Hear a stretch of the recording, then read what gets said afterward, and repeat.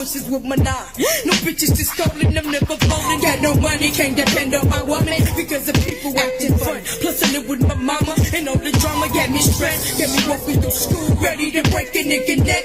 Well, shit never change, just what I'm thinking in my head. All these negative thoughts, it's got me reaching for my neck. Am I better off dead? This what I'm screaming, then I shout. Now my mom just make fuss and cussing to put a nigga out. I want to die from chills, is what I'm feeling and reload. Can somebody tell me how many bullets bodies hold? When will it be when I finally collect the salary? Don't label me gangster because I'm rapping about reality. Having dreams and niggas busting that. Get me on top of my shit. Find on any nigga touching that. So fuck the law, fuck the government, and fuck the Constitution. All these bitch ass problems but ain't got no damn solution. Carrying Glocks, crooked cops and all shit. Bitch niggas is trying to use me for target. All stress is putting weed in my chest. How can I solve them? Yo, what's the answer to my problems? Yeah, I'm at the bottom of the barrel, looking for choices, no remorse for the devil. How many times can I rewind on my thoughts? Thinking of deadly visions of bullets and body parts. What does it mean? The occupation of the green, copping the cream. Ain't got no lumps in my jeans, plotting the scheme. I'm not gonna pay souls and funds too. So I called to my homie Nina to see what the fuck he wanna do. He said nothing, nigga, what's up with you? I said shit, nigga, let's hit a lick. My collateral's looking sticking like it's a bitch. Until you die, let's take a ride to see the side where these bullets fly. I seen a nigga walking with his bitch, peeping his game by the inch, knowing when he flinched. Bet I cocked the Glock, now the beef is on. Throw on the skinny mask, I'm on the mission for the cash. Hey you, strutting over there, let that bitch go, throw your hands in the air. Why? Motherfucker, cause I said so, don't make the lip. Yapping them chips and get some blood on your shell toes. Empty them pockets right now. Bitch, don't make a sound on your man kissing ground. Almost forgot to change you. Thank you for getting me high all week, buying me buddy drinks. What a nigga think? Yo, it's war for revolution. All these bitch ass problems, but ain't got no damn solution. Carrying Glocks, crooked cops and all shit. Bitch niggas just trying to use me for target. All the stress is putting weed in my chest. How can I solve them? Yo, what's the answer to my problems? Carrying Glocks, crooked cops and all shit. Bitch niggas just trying to use me for target. All the stress is putting weed in my chest. How can I solve them? Yo, what's the answer to my problems?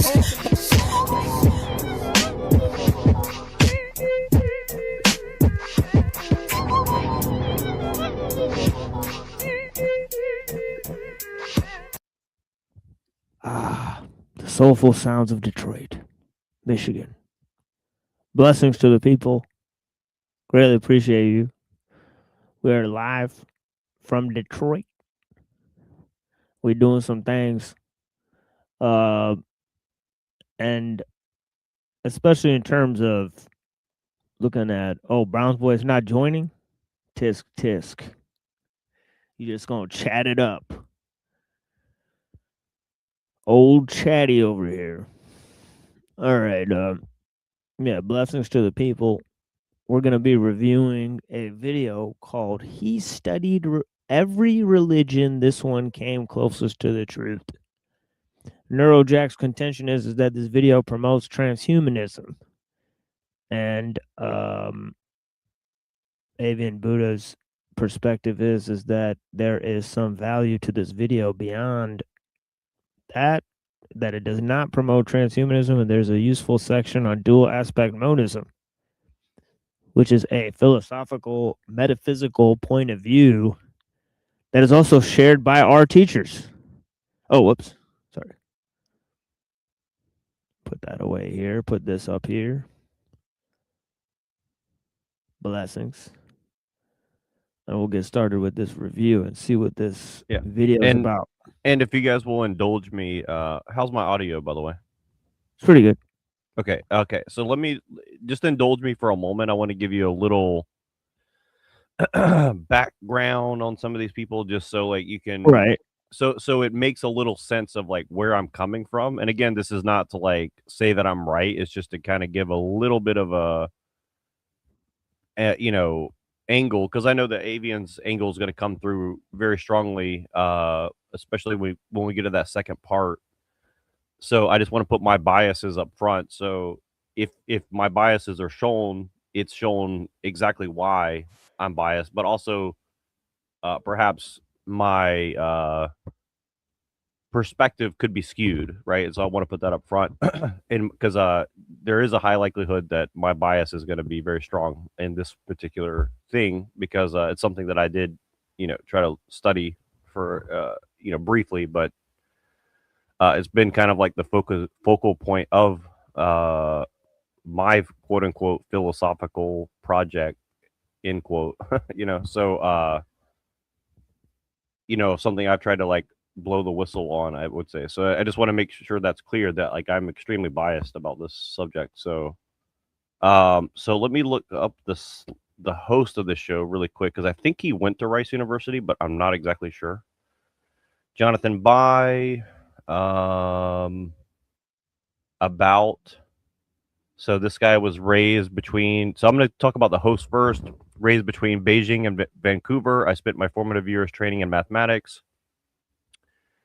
He was a computer philosophy and computer science at Columbia. And he's a Buddhist as well. But he also mentions that Rene Girard had a big part of his belief structure. And I could put the link to this if you guys want in the back. This is what he's writing about himself. I'll give you the link on the back. Hold on, I'll put it in the back right here, just so you guys see that I'm not like just making this up off the top of my head. And then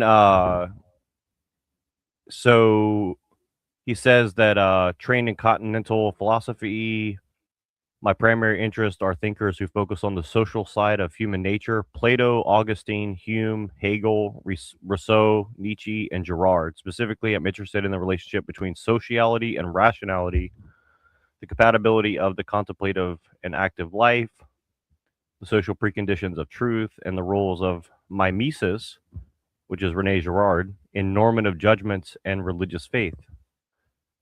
I've also become interested in the philosophy of technology. I practiced in a Tibetan monastery,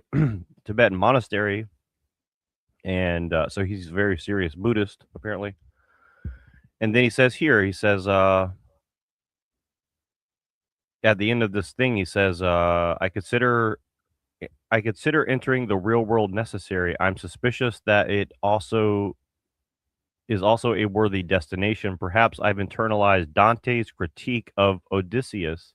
Wandering forms character, but one can wander too far. So again, I just wanted to put that might be his angle. The guy he's talking to is named Jeffrey Kripal, or whatever his name. I don't know how to pronounce it, but he is the chair in philosophy and religious thought at Rice University. So I guess he's like pretty high up, with a doctoral concentration on Gnosticism, esotericism, and mysticism. His works include comparative erotics and ethics in mystical literature, American counterculture, translations of Asian religions, and the history of Western esotericism from Gnosticism to New Age religions. He is the founder of Archives of the Impossible, which is a special collection at Rice University. It stewards collections on UFO and paranormal subjects, including Jacques Vallée and declassified United States Army Stargate project materials. Blah blah blah blah blah. You get the idea. Okay, so this guy's like a heavy paranormal enthusiast guy. So again, I'm just putting all that out front. His first book was called Kali's Child: The Mystical and Erotic Life and Teachings of Ramakrishna. Taking a psychoanalytical approach. And there's a lot of shit in here. So again, I'll send you guys his Wikipedia. And then I have one more thing to read just to let you know kind of where I'm coming from, because I had a suspicion that he may have connection to someone named Timothy Morton, who is kind of this big promoter of something called object ontology or something like that, and that's another. Yeah, it's Heideggerian philosophy. Right. Which, in my opinion, basically like conflates like immaterial versus material. So he's saying like, well, a grain of sand is just as like, important as a human being or something like that, or something that's alive, and that he's kind of saying that like, a grain of sand has the same rights as like a bird or a human or something like that. So it's kind of I like think, Axis rat blood too. yeah. So there's a whole thing. So I kind of use the AI to kind of ask like, okay, so does this guy have a relationship with him? And it says the connection can be broken down in 3 areas. So Timothy Morton's an English chair, and this guy's a philosophy and religious thought chair. So I guess they both work at the same university. They engage in public intellectual dialogue. Well, we kind of heard Yeah. from inside sources that Giorgiani promotes this guy Timothy Morton or something like that, right? Yeah, they have some sort of close relationship with Morton and Giorgiani. So again, this is kind of like my suspicion, and obviously Giorgiani is extremely transhumanist as far as I'm concerned. I mean, I could be wrong, but somebody wants to correct me. Like, that's how I would characterize his work. I mean, but I think you'll see because I kind of asked for a summary of their beliefs on some of this, but I'll just briefly say this really quick. So they seem to overlap in the realm of the eerie and the uncanny. So Morton has publicly cited Krapel's book, The Flip, as an influential work that bridges the gap between hard science and human consciousness. Non-human intelligence, both scholars explore ideas to challenge traditional materialism. For instance, they have discussed how figures like Alan Turing viewed the limits of artificial intelligence through the lens of telepathy and consciousness. Morton refers to Kripal as a pal or friend in public writing, and so they're definitely related somehow. And I asked them. So the question I asked, I said, "What's the relationship between these two subjects in bioethics and transhumanism?" And it says that they share something they call superhumanities. While they're skeptical of the mainstream Silicon Valley led transhumanism, they propose an alternative that focuses on consciousness rather than silicon chips, which, by the way, I would agree with them on that to some degree. So again, I may actually agree with them more than I'm comfortable with in some regard, but I'm not sure. I just wanted to, again, that's why I'm putting all this out front. So, if I'm misconstruing what they're saying, it should become pretty evident pretty quickly. So, both scholars critique transhumanism as being too materialist, meaning it focuses almost entirely on hardware, implants, life extension, AI. So his perspective, Kripal argues that humans have always been transhuman, and so basically they're trying to move everything towards superhumanism, which basically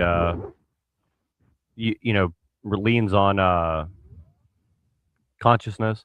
Timothy Morton's perspective approaches this through object-oriented ontology. They argue that human is not a stable, closed-off category. Instead, we are already cyborgs because we are constantly entangled with non-human things, bacteria, tools, climate. So Morton is wary of transhumanism as it serves a way for the wealthy to escape the planet or their biological responsibilities. So then they have bioethics and the ecology of the soul. So they're pushing like a very strange, like ecological term of this specifically through bioethics. In the realm of bioethics, the relationship moves away from standard medical checklists towards a metaphysical ethics. So decentering the human. Traditional bioethics often ask, what's good for the human? Morton and Kripal ask, what is the human anyways? Morton's bioethics is deeply ecological, suggesting that we have a moral obligation to non-human persons, animals, ecosystems, and even AI. Which again, like in general, I kind of agree, but how far you take that, like I would say that humans still have to play like a primary role personally, but I get their argument. The Yeah, ethics and of this is why yeah, Scorbina is so important, right? Because he deals with all of these issues through the lens of basically a critique of the technological system, right? So we're lucky enough to have just knowledge about somebody that has basically dealt with all these issues, right? And then can, because all this shit, like in terms of the ethical domain and what are the rights of inanimate objects and things like that, right? That's something that Scribina's touched on in his anthologies, right? So yeah, yeah. and again, I kind of agree with some of this, and I'll just read this last part here. It says the ethics of altered states. Kripal explores the ethics of extraordinary experiences. He argues that bioethics should account for extreme states of being, such as near-death experiences or mystical encounters, treating them not as hallucinations to be medicated, but as valid states of knowledge that deserve ethical considerations and protection. So again, in general terms, I kind of agree with this framing, but when the rubber meets the road, I have a strong sense that I may fear that what they're inadvertently doing is laying the groundwork to justify transhumanist goals via their philosophical project, in my opinion. So that's kind of where I'm coming from. So I just want to make that very clear. So I'm not totally straw manning them, right? So like, Yeah. It's kind of like, maybe their chicken is going to like lay the egg that leads to transhumanism or something. So that's kind of what I'm getting at, but go ahead.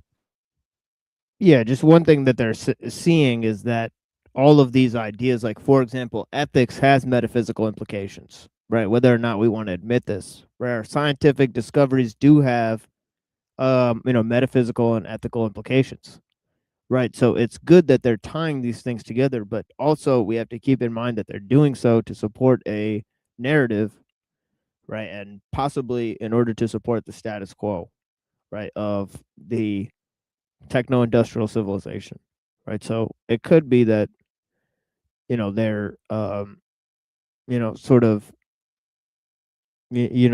taking a real look at these things, but it's apparent that they're trying to drive a different type of narrative, one that allows for a large portion of this, right? Like for example,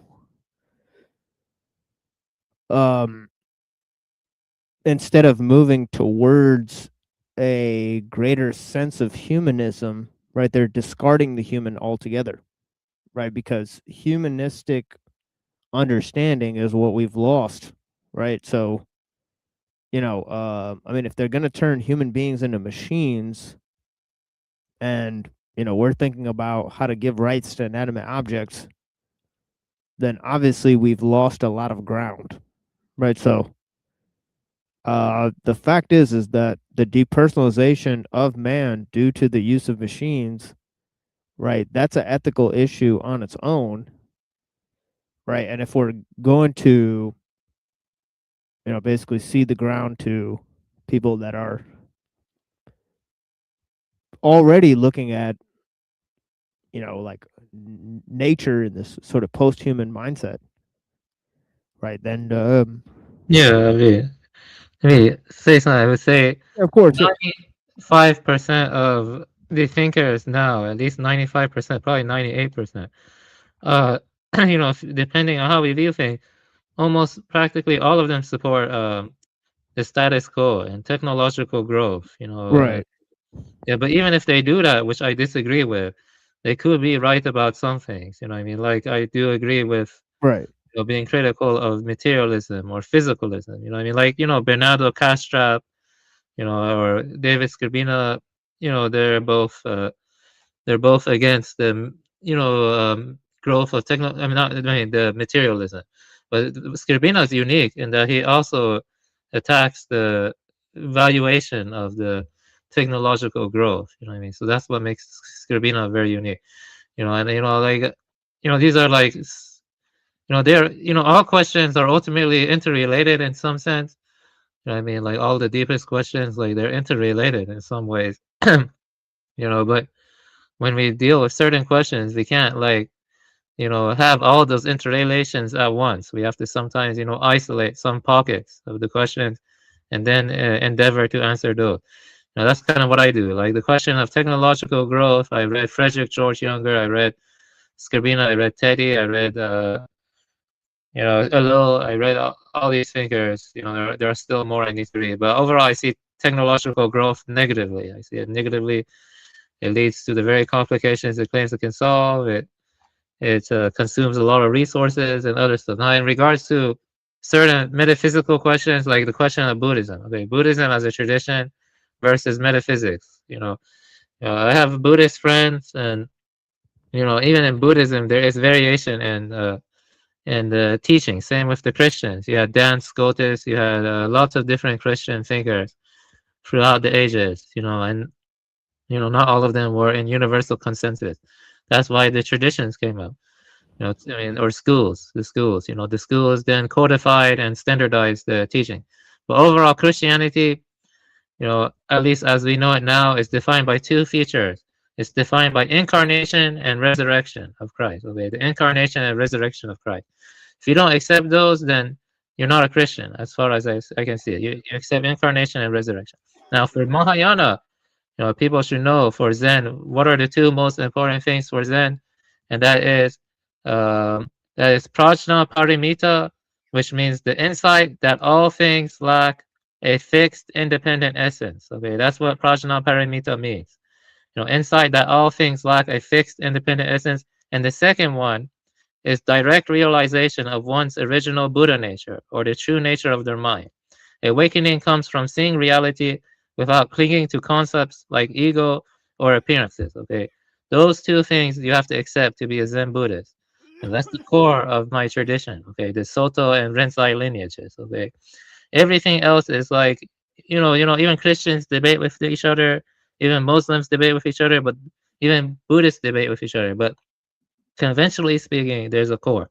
Now, I don't really want to watch this video. Okay, I do think there could be social engineering with it. You made a good point, Hiroshak. You pointed out to some interesting stuff. But the thing is, I've reached a point where I read books. I have my own views, and I reject Christianity personally. I reject Islam too. I'm a Buddhist. Okay, you see, I have my own views and stuff. There are, the thing about Buddhism is science doesn't contradict it as much. But there are some areas that, some scientific like quantum physics, like Bell's theorem. Okay, I see that as like, pointing to dependent origination. There's no independent fixed self. There is no independent fixed self.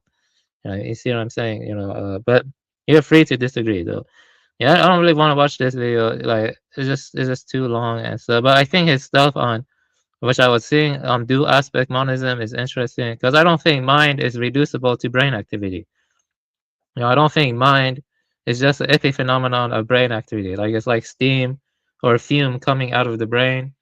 It's actually, I think mind is, either implicit in all phenomenon, it's intrinsic in all phenomena, or mind is the foundation of reality. I lean more towards idealism.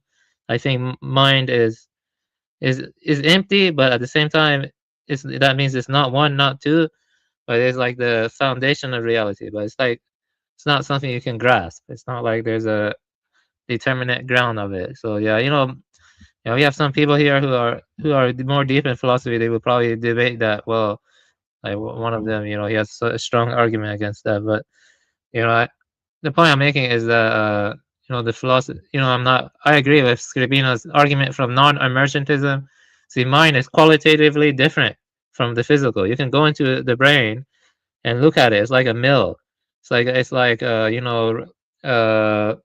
you can look at it like a mill. You don't see the mind when you look at it. It's called Leibniz's mill thought experiment. You look at the brain, you look at the all the wiring, or like gears in motion, but you don't see the mind. Like, I can like poke into your brain or my brain, I don't see the mind, basically. So either mind is latent in all phenomenon, or it's the basis of phenomenon. How can the physical, which is all like, give rise to something so ontologically different from it? That means that's the argument from non-emergentism. It's inconceivable, in my opinion. It's inconceivable that you can have like something so ontologically different, arise from that, So it must either be latent or concurrent with all physical processes to some extent. I'm actually probably smarter than both of these people, to be honest with you. Talking to me is worth more than listening to people like that. But you need to ask questions and take what I'm saying seriously and stuff like that. And this is why I say reading 50 pages of a good book is worth more than listening to hundreds of hours of idiots like these people talk. That's what I mean. Like, let me see here.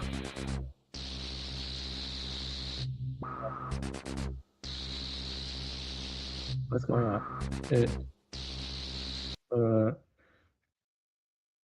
Yeah, but I was gonna read something here. The argument from non-emergent, isn't it? Non-emergent. I like that argument a lot. Stuff like I'm a better writer. It is inconceivable that mind should emerge from a mind in which no mind existed. Therefore, mind always existed, even in even the simplest of structures. So that's the argument from non-emergent. I would say another argument is that mind is, I don't know, like non-abiding awareness, or it's like a field, or dhamma dhatu of reality too. That's another one. That makes mind more prior, like a universal consciousness or something like that. Maybe that's another option. Idealism and panpsychism are different, but they're not mutually exclusive. Idealism and panpsychism. That's actually another good topic to talk about, like comparing idealism and panpsychism, and how they're mutual.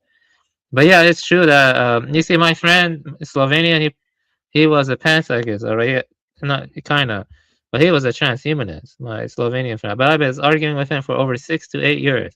And that guy is a genius almost. TML actually shared one of his videos before. He was talking about Aristotle. He was talking about, I think so, Hegel. He was mainly talking about Hegel and Jacob Boehm and some of those people and stuff. Like the superhuman crap and the Iselin Institute and all that. It probably ties into Hegel. But now let's think about this more slowly. I don't agree with their transhumanist crap, but even if like a serial killer tells you not to drink the bleach, he's still right. Okay, but he's a bad person. But the point I'm making is you got to look at the content of arguments deeply. When you look at the content of arguments deeply, like I did from my Slovenian friend, you see they say some truths, but and they sometimes even have logically robust arguments, but you can make your own arguments against them, or you can find fallacies in their arguments and stuff like that. So about how they're twisting Buddhism, they're twisting Christianity too, they're twisting Buddhism, they're twisting Hinduism. Pretty much all traditions in the modern world are being twisted in service of technique. Okay, that was my initial point too. Okay, so do we have to watch this? Like really, like we can talk, or let's watch some of it at least. I mean, I think we could skip the intro, but like let's watch it. Like I watched up to 55, from like 20 to 55, and then you have your section that you want to watch. I mean, let's just review some of it at least, so we can get a gist of like what they're arguing and how they're arguing, and then we can bounce off of that. That's what I would say would be best, so we can use them as like a conversation starter and see where we agree and disagree. Because like the thing is, again, I kind of agree with their general like premise. I just don't. I'm very skeptical of like their intention, right? So, and I think that I have good reason to be skeptical of their intention for sure. Yeah, we're kind of already here now. But yeah, blessings to, I guess, not that many people are watching, but yeah, nevertheless. Yeah, I sent the link out in the Discord, but I don't know. Okay, nice. Yeah. Okay, so we'll see what. If anybody else wants to send it out, then please do. But yeah, so okay, so let's see what's up. I'll speed this up to 125. Okay, there we go.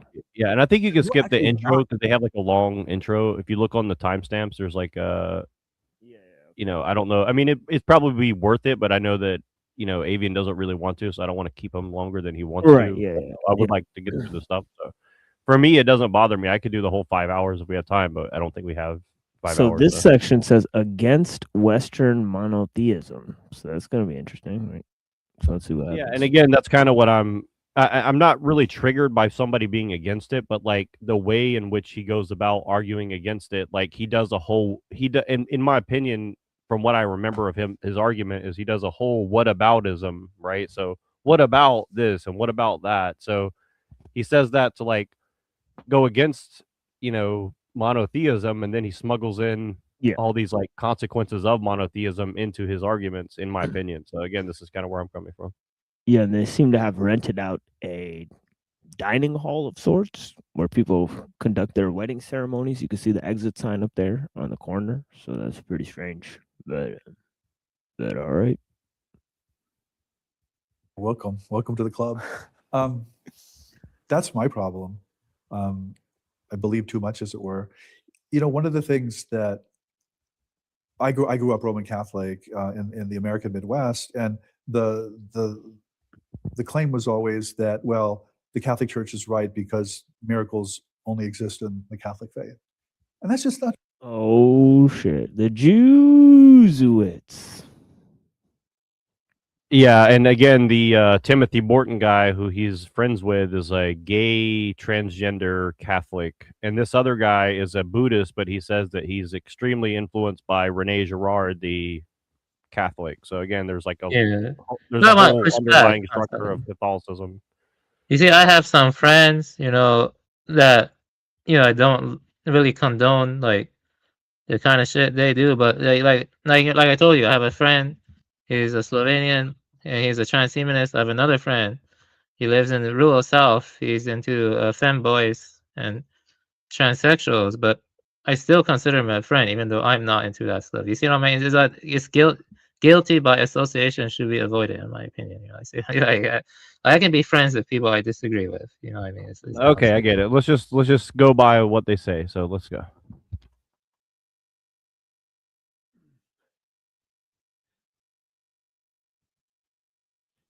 Yeah, I just noticed there's an option to turn the screen black and white on StreamYard. So that's probably why more people have been appearing in black and white. So yeah. True. Right. Empirically, that's it's just not true. And when you study comparative religion, you learn that there are actually miracles everywhere and always, as it were, as far as we can see back and everywhere we can see. And so the question for me isn't whether to be religious, as it were, it's how to be religious. And the problem is religious identity. It's not that there aren't things happening. It's not that there aren't miracles happening. It's that those ethical systems get built up through very elaborate social and political and economic channels. And I grew up inside a tradition, and I don't have a problem with Catholicism per se, but I know that its ethical systems have histories. You know how the sausage is made. I know. I know that for a fact. And I know that what the ethical systems are, what the Catholic ethical systems are, have an inside and an outside. And I know that they're very different on the inside than they're on the outside. And my assumption, which I think is perfectly true, is that the same is true everywhere. And once you reduce religion to ethics, I think you're done. I think. Okay, so that I think is totally false, right? I don't think religions can be reduced to ethical systems, right? I think ethics is philosophy, right? And if you move into the ethical domain, right, I think he's confusing ethics with morals, right? And there's a certain idea in which morality, may be tied to more of, maybe some type of a principle where it's based on a general sense of goodness, right? Whereas ethics would be why you would derive those moral principles. Right. So ethics is functioning on a different level than the common sense morality, right? Functions. And the common sense morality is way more derived from religious values than from philosophical or ethical values. Right. So that's first and foremost. Right. So I think he's totally false in saying that once you extract ethics from religion, then you're done. Right. I think that is basically a wrong-headed approach, right? But there are two branches of ethics. One is meta-ethics, which is like what the moral claims mean. Like whether moral truths really exist, such as whether good is objective, subjective, emotional, or socially constructed. That's meta-ethics. Then there is normative ethics, which studies what people ought to do by developing like moral principles or theories, such as utilitarianism, deontology, or virtue ethics. But I would agree that, you know, both branches of ethics get their basis in metaphysics. You know, I think metaphysics is kind of, you know, prior to ethics, like kind of determines and shapes the ethics in some sense, whether meta ethics or normative ethics. I think so. So I would say so. Yeah, and I think it's just you know, maybe all traditions may have miracles, but not all of them place the same level of importance on miracles. And of course, their cosmological and metaphysical viewpoint that's completely divorced from any philosophical form of understanding, right? That precedes the development of their views, right? So that's the fact, is that, you know, miracles or you know, moral principles, they don't need to be reasoned over, right, when they're presented in terms of religious values, right? And they do need to be reasoned over when they're presented in terms of philosophical justifications, right? So not everybody who follows religious moral principles follows a philosophical ethic, right? That's by and large the case, right? I think most people that follow religions, they're unaware of how either philosophy has contributed to the religious outlook, or how religions have shaped and molded philosophical viewpoints throughout history, right? Because both have happened, right? But the fact is that philosophy tries to form its own justification apart from religion. And the God of the philosophers is often a different being than the God of their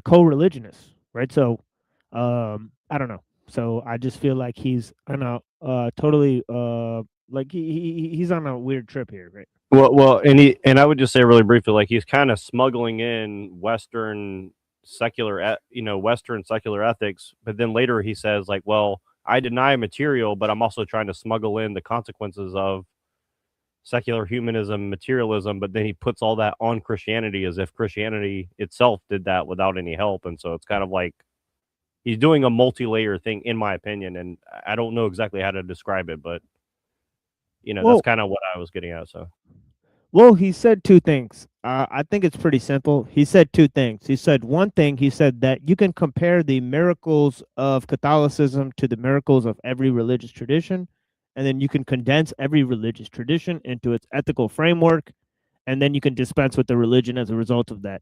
I think in both cases he's false, right? I think both cases it's wrong, right? I think in the first case, I don't think the miracles of Christianity, right, translate to the miracles of other traditions because they assume a different metaphysics and a different cosmological framework. And I don't think that ethical frameworks need be explored when talking about moral principles within religious frameworks. And I think I explained both of those.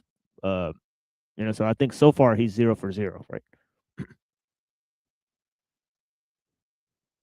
It's not even interesting at that point.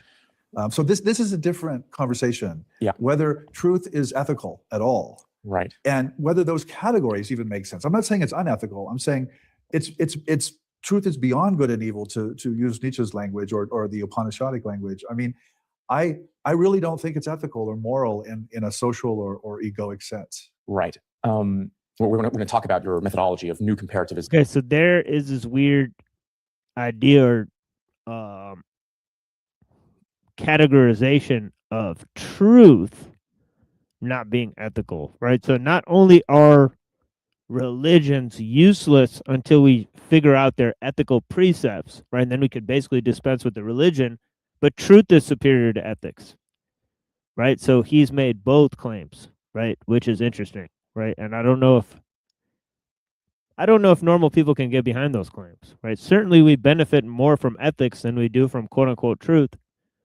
right? But the fact is that the search for truth underlies, all ethical and moral justifications, right? So the fact is that you can't, I think Nietzsche's wrong, right? You can't separate these two things. I think the categorizations themselves are false, right? I think the truth, in one way, is the same thing as the ethical, but we just don't see it. And I think ethics precedes truth. I think he's false, right? That he's saying that, because what matters more is if the people around you have ethics or do they have truth, right? Certainly, you would demand that they have ethics first, right? So, I mean, I just think I think it precedes truth in every sense, right? Yeah, like without ethics, you don't have a environment that will foster truth because the incentive to tell the truth would not exist. I would say values. Values precede knowledge. If you don't value the truth, if you don't say that seeking the truth is justified above all other things, right? Even justified beyond taking care of your family or anything like that. I mean, it's just wild, right? Obviously, you have to justify these things, right? So I don't know where he's getting at, right? Values and knowledge, right? Values are more important than knowledge, right? Ethics are more important than truth. I don't know. All right. That's just I don't know. I've said that for years, so I don't know. And looking between the religions, I still think I'm still at the stage of examining each Orthodox tradition to see if any of them can be true. Yeah. For the following reason. They're all true, by the way. Well, the Orthodox reading of the Orthodox religions. Yeah. So the Orthodox and exclusivist claims. I know. They all say we're the only truth. Or right. We're the ultimate truth. Or the ultimate, yeah, after Vatican II and stuff. Yeah. And so my question is, the problem I have right now, right? Again, it's not, I found this great contradiction within a tradition. It's that they're equivalent. But that equivalent doesn't mean that one of them is necessarily wrong. Right? And so I also don't want to draw the opposite conclusion. So my question is, why are you so certain that? What does that even mean? They're equivalent. They're certainly not equivalent. You know what I'm saying? Like, I don't know. Yeah, I mean, we could certainly believe more readily that, I don't know, that if sons of gods exist, there probably wasn't a lot of them throughout history. Right? I don't know. So I think the less miracles, the more believable at this point. For example, I don't know. And there are religions that say like, well, like for example, right, Islam, right? It's like basically the prophet didn't really have that many like great miracles or whatever like that. I don't really know about Buddha doing a bunch of miracles. Is that the case? The Pali Canon, it talk about how he gets like telekinetic powers and some psychic abilities. Yeah, but I don't know if that's necessarily a miracle. Yeah, that might just be like if you reach Buddha nature, you might be able to see things clearly, like before they happen, right? I don't know. Yeah, it's like telekinesis, psychic powers, stuff like that. Yeah. So I mean, I guess that's less miraculous. So I would say that's more believable as a result, right? Because we live in an age where people doubt miracles, and something like Buddhism or Islam would be more believable to people because the prophet's not really going around and doing a bunch of miracles. I don't know. Even he's just like, like telling people to do things, right? So I don't know, do things that everybody does today. So I don't know. One of the Orthodox, like maybe the Christians just got it right. Maybe everyone else is a demon or a lesser revelation. Why are you so sure that's wrong? I've spent my whole life looking at different religious systems, and that is a conclusion I've drawn, or that is an intuition, that all of these religious systems give people something, and they do different things, and they lead to different ends, but none of them are ultimate in the sense we're talking. Yeah, I mean, how do you have a degree in esotericism? That strikes me as a little weird, right? Doesn't esoteric mean hidden? How would you acquire a degree in hidden knowledge? That doesn't make any fucking sense. I think we need to call the highest officer in the land to take a look at this, because there's some type of great hoax going on when you could have a degree in esotericism. That doesn't even make sense to me, right? And how hidden is the stuff that you've studied if you could get a degree in it? It sounds pretty fucking stupid, but yeah, I don't know. Maybe I'm just thinking too hard about this, folks. But I'm just a simple guy. I mean, talking about. I mean, look, when I was a kid, and I was surrounded by people who were religious in what I would call transactional ways. They believe such and such and perform certain rituals to get certain things. And I was always the kid who said, "Yeah, but what if it's not true? What about the truth? What about, is there a God? Did God have a son? Is Jesus truly human and truly divine?" I mean, these were like real issues for me. And I think what modern education does to some of us is it holds out this truth that isn't just transactional. And because I think a lot of education, it's about vocation, it's about business school, it's about medical school, it's about law school. It's like skill sets essentially. And let me back up. Please. Let me back up. So over this last holiday season, Sorry, pause that. I read Plato's Republic, believe it or not. I read the whole thing. Hold on, because he's about to get into something right now. But I want to mention this: is that what college and school is all about, or is it about the compartmentalization of knowledge and process? That's what I would argue. But I think he's he's kind of smuggling in these kind of like platitudes, like, oh, well, education is just about a skill. No, it's not. In my opinion, it's absolutely not about about knowledge. It's about compartmentalizing knowledge, in my opinion, right? But anyways, I just think it's kind of weird. He slides a lot of shit under the door, in my personal opinion. You know, like he's selling a fucking whole worldview. But anyways, and it's so he just said he read Plato's Republic. So he said he just read Plato's Republic, by the way. So yeah, let's go back a little bit. Back up. So over this last holiday season, I did something really nerdy, and I read Plato's Republic, believe it or not. Oh my God. Yeah, I told you this is really weird. Like it gets like, it's like it directly kind of comments on some of the shit that you've been talking about. So oh pretty weird. Yeah. My God. Let me back up. Please. Let me back up. So over this last holiday season, I did something really nerdy, and I read Plato's Republic, believe it or not.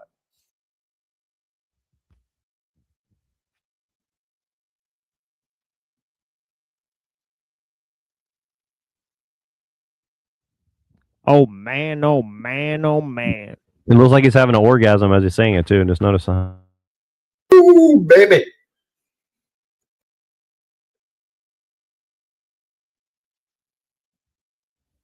Read Plato's Republic and all that. So let's see what he's got to say about that. That's interesting. I read the whole thing.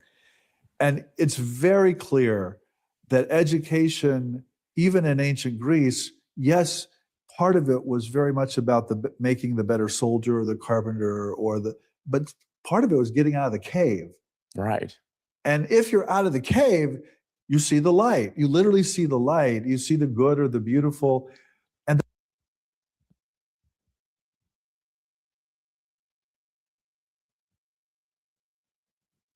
okay. then the goal is to come back into the cave and to talk to the people, talk to the prisoners back in the cave. But the cave's the cave. And you've seen the light. So you know darn well that people are seeing shadows on the wall, as it were. And that's really where I'm at, I think all of these religions are shadows on the wall, and they yeah. So it's pretty clear that education is going to keep you in the cave. And there's a lot of stuff for getting you out of the cave in religion and philosophy that doesn't exist within the schools. Right? So I don't know. You know, I would say that's peculiar for sure, right? How does education get you out of the cave? Yeah. Well, and isn't that perennialism? He's kind of saying like, oh, they're just shadows on the wall from the real truth or whatever. It's like, I mean, again, like, you know, I'm not saying totally wrong, but he's kind of making like a total fact, like a factual claim. Like it's a fact that religion is like a shadow on the wall. It's like, okay, so are you? Yeah, no, I agree with anything he's saying, but I don't see how it necessarily, leads to transhumanism. Like, but at the same time, I agree with his later criticisms of materialism that I read a little bit, but I don't agree with anything he said so far. I do not agree with anything he said. I have my own views. So.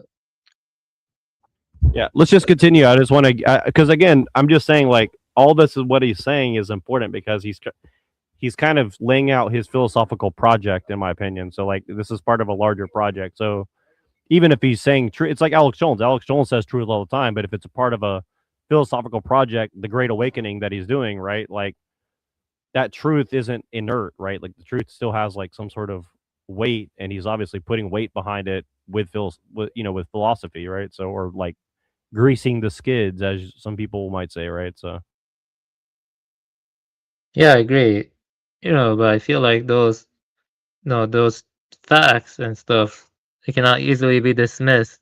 But you're right that when it's like put in an overarching philosophical project that's aimed at something that you can be suspicious of, I agree that that's a good thing to point out. Yeah, like Alex Jones and this guy, they are probably involved in.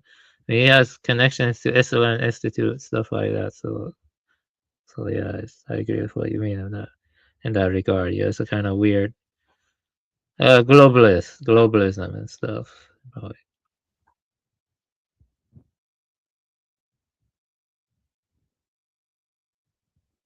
Yeah, definitely. woo, baby, let's watch. Let's see what he says. They give the prisoner something, but they also take things away. Right. And all of them are like that. Right. I've spent my life looking at all these traditions. Good luck. You're not going to find a tradition that has all your answers. You often say that the best hermeneutic is one that can explain all the data, that doesn't have to take any of the data off the table. And again, my challenge to you is the Orthodox interpretations of the Orthodox faiths, they do explain all the data in the following example. The Christian says to the Buddhists, you're either a demon because you're trying to use your emptiness nonsense to make our believers nihilistic. But they're not a demon. Or they say, Vatican II, you are a lesser revelation, right? You are a lesser revelation for less advanced cultures, essentially. Yeah. The Buddhist says the same thing about the Christian. I've talked to these masters. They either say they're a demon, they're trying to help you believe in an essentialist soul, get you stuck in samsara, or, and a Buddhist master literally told me this last year, this is for lesser revelation. This does not approximate our ultimate truth. So my challenge for you is, they do explain the data. They do explain that the other miracles are black magic, right? It's not persuasive, though, to me. Right. I mean, well, yeah, I agree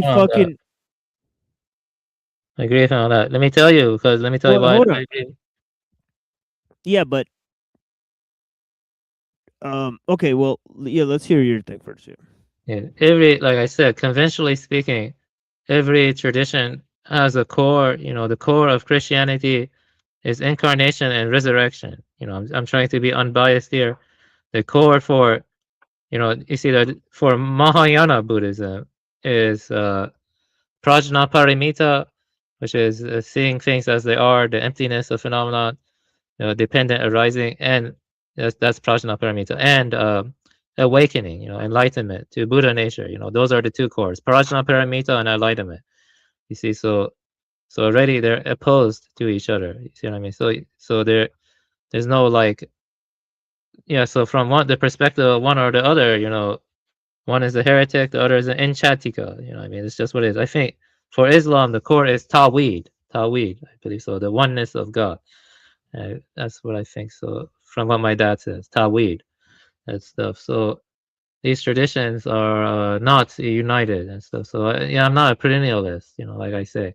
So there is no such thing as a Taoist Christian or a Christian Taoist. It's like saying, I don't know, satanic Christian or Mara worshipping Buddhist. It doesn't work, like a Buddhist who worships Mara or something like that. It doesn't work. And so you see what I mean? So yeah, I take my anti-perennialist views to their logical consequence, of that. You look at the core of the tradition, because even, I'm talking about the core. Even when you accept the cores, there will be some debates among those within your tradition. You know what I mean? Like, that's what it is. That's what leads to different schools. That's what leads to different interpretations, stuff like that. But it's still within the core, you know, within the tree, the branches of the tree and stuff like that. You know, so yeah, that's the way I see it. You know, there are different schools, you know, for like Advaita, the core is Atman, is Brahman, there's indivisible unity. You know, this is what I'm trying to say. You know, if you keep things concise and incisive, you know, most of these talks don't do that. Most talks can be reduced to like 15, 20 minutes. You know, if you keep it incisive and concise, you know, any talk that goes on and has lots of views goes on longer than 2 hours most of the time. And it's like they have a weird ass chairs. You know, look at the weird decor they have. It's obviously a psyop. I can tell this is a psyop immediately. But you know, even within a psyop, sometimes they say some truths here or there or some facts or whatever. Yeah, but I mean, it's important to like see how they're using your beliefs and my beliefs and Machine's beliefs against everyone. See what I'm saying? That's kind of where I'm coming from. But Machine, what were you going to say about what they were saying? Because I didn't quite catch what he was saying before this. Well, I mean, I agree with what Buddha's saying. You know, this guy, right? What he just said is absolutely true, but then the guy like slaps it down and says, "Well, I haven't been able to see. There's finality of answers in each tradition that will help you answer what other traditions say." But I think like that type of comparative analysis is warranted to a degree, right? As long as you affirm your own tradition, right? Meaning that in comparing different traditions, like for example, right, if you're a Christian, right, like you might look at, you know, Plato or Taoism in a philosophical sense and decide which one you like more in a Christian sense, right, or something like that, right? There's nothing wrong with that, right? I think, but in terms of trying to go off of the traditions and say like, you know, either they're all true or they're all false, the way this guy's saying, right? And say that, well, they don't really have answers about each other's traditions. Well, they do, right? I agree with this guy. They do have answers about each other's traditions, right? So I don't know. You know, it's been enough time where everybody's studied everybody else's views, right? And those ideas do exist, right? So I don't know. Yeah, I agree with TML on that. Yeah, agree with you on that. Yeah, and look, if we can say that we disagree with these perennialist things, but the truth is like they've basically tried to turn everyone in the world into a perennialist. So I mean, you can't deny that either, right? Like we can't be in denial of what they've done to the world. So you know, and again, like you know, when I say I'm a Christian Taoist, I mean it's a little bit tongue in cheek, but I mean I don't think you can argue against the Tao Te Ching. I don't think there's one person on earth who could sit here and read the Tao Te Ching and say this is bullshit. I don't think it's possible. So you know, take that for what it's worth. You know, like if somebody Yeah. can tell me how the Tao Te Ching is wrong, I would be more than happy to hear it. But I mean, I don't think it's possible. Well, this is the type of you know, perennialism that I think is a problem. Here is from the introduction of the Tao Te Ching, right, from Jacob Needleman, right, and he literally says, like he says a bunch of weird lines, but he says here, he says, throughout the world, when one thinks of the greatest spiritual figures in history, Lao Tzu placed alongside Christ, the Buddha, Moses, and Muhammad. Right. He also compares it to a bunch of different traditions. I don't know if I'll be able to find it right now, but he actually says that it's like the Kabbalah and all this other stuff. You know, he says it's like you know, Plato and the Kabbalah. You know, so I think like he's going way too far, right? Where he's like applying Yeah, the Tao Te just Ching to like, yeah, and just to be clear, again, you know, Christianity has embedded within it. You know, I guess it's a syncretism where it says logos pragmaticos, meaning within our doctrine we say that there is elements of truth in a lot of other things. So that is part of our, you know, belief.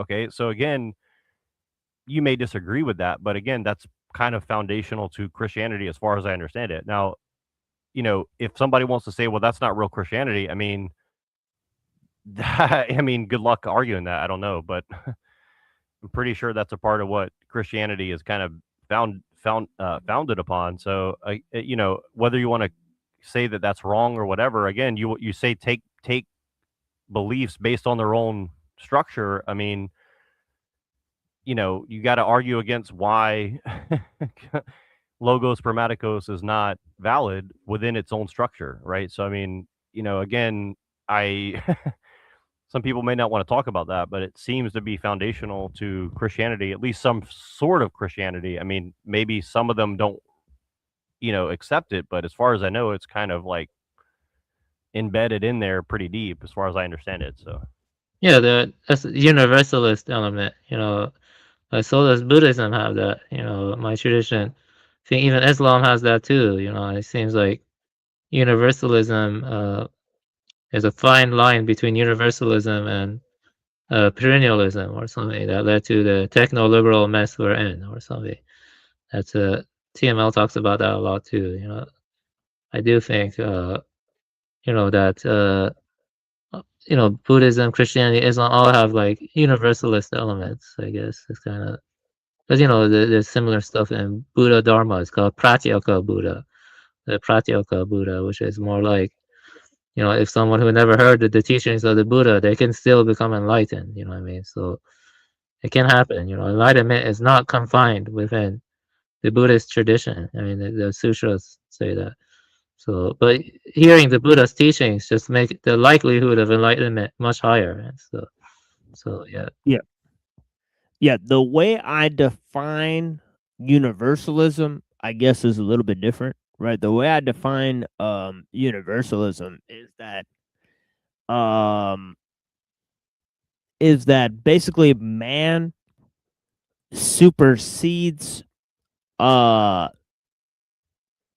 you know, nature, right, through reason, right? So basically everyone has this quality, right? So it's a reaffirmation of the individual, right? So it's the belief that everyone is an individual, right? And they all have a similar drive towards freedom. Like, for example, Hobbes said that if you place a man in a state of nature, he's as indisposed as basically any other man. Basically, all men are equal within the state of nature, right? This idea is basically universalism, right? Because it leads to the idea that everyone's the same everywhere, right? So when I say universalism, I mean a specific thing, you know, meaning that all mankind has a similar telos or destiny, right? Where it's like all of mankind is like, I mean, like, for example, evolution, right? Or for example, the species being,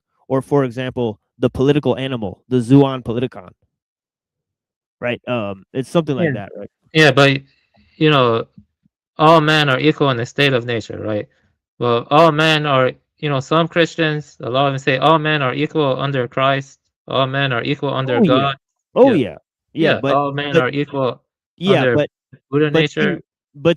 see, like Paul basically said, like there's one vessel made for glory, one vessel made for destruction, and then people have different callings, and like they're not equal. Like he basically says like they're not basically equal. You know, like men and women are not equal. The slave and the master are not equal, you know, and so on and so forth. Right? He affirms all these differences, right? That's what I mean. Yeah, affirms yeah, but also I think you could say like equal in potential, but not equal in outcome. I think might be another way to put it. Right. So then, like, you know, like, say, like, the Christian societies of the past, right? When they came upon societies that they saw that were barbarians, right? They didn't relate to that. Right? They said, no, we have our Christian society. You have your thing. We're either going to subsume your society, or you know, or something else happens. Right? It's graded, basically. You're saying graded potential for realization or something is a graded. It's graded. Yeah, like it happened all throughout history, right? Yeah, where certain civilizations were absorbed into another one. Yeah, but evolution is actually not saying all organisms are equal, because you know some are better adapted to their niches or environments. Oh yeah, absolutely. If it's saying that it's all random, right? But I'm saying if you say like the collective of humanity has a evolutionary potential, say, or you say something like that, or you say that everybody has the ability more or less, they're more or less equal within a state of nature or something like that. Like, for example, and like that is let you survival. know I'm going mobile for a second, so I'm going to be in the back under my phone. So Right. I'll have two people on the screen, so I can listen while I walk outside for a minute. So Yeah, like, because see, there's a development of this thing, right? So I think of the historical development of universalism in terms of the Islam and Christianity did contribute to it because they put man, right, because they're trying to master Aristotelianism, right? So what they did was they um through their reason, they said, well, man is separate from nature, right, because of the principles of mind, right? And then God is immaterial, separate from nature, right? Placed in an immaterial realm, right? So then I think that compromise basically led to universalism, right? Because it's like, then you can then say that man is above nature and there is no God, right? So the only step you have to take after that is that you just dethrone God, right? You say man can define his own destiny, well, right? So I think, yeah, I think there's a good argument that they're smuggling that in very clearly, in my opinion. So yeah, like this whole idea that man can define himself, and especially in the sense of the individual, right? I think that is, and Hegel literally says, he says that the Greeks realized freedom on a society-wide basis, but the Protestant Reformation and the Germans realized it for the individual.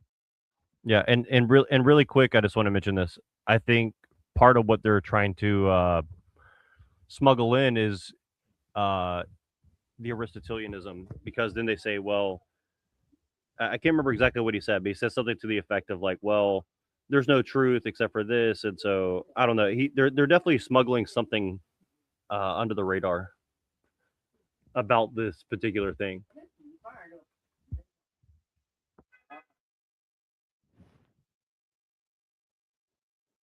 I understand the religions at their most acute or their most intellectual do comparison. They do explain why there are other religions and they relate themselves to those other religious systems. But I'm just not persuaded by their answers because I've heard all those answers. I've heard that. And no, they're not demons. They might be lesser revelation. I mean, we can talk about how reality is organized and what reality is, but I don't think the Orthodox Christians have the ultimate answer either.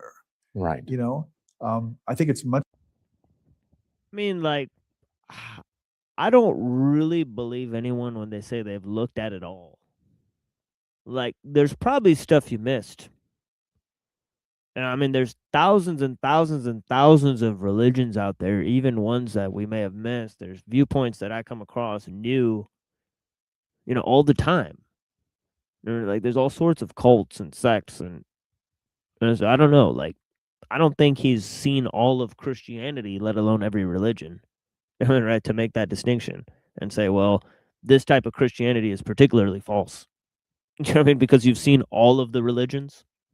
That strikes me as just particularly just pretty suspect. I don't know. It's more likely that the Buddhists probably they might actually have the closer to right. They might actually, but that is a choice I make. Let me switch metaphors. Please. Or switch. So I train graduate students and I say, look, you don't have any business being a scholar of comparative religion until you've lost at least two worlds. And they look at me and they're like, what do you mean?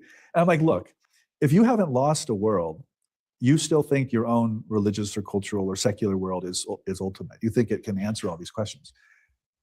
So that's not objective, right? How can you objectively claim that unless you give up your religion, your religious worldview, you can't successfully study comparative religions? I think that's just a particularly false statement. What does your own religious viewpoint have to do with you objectively studying anything? I don't know.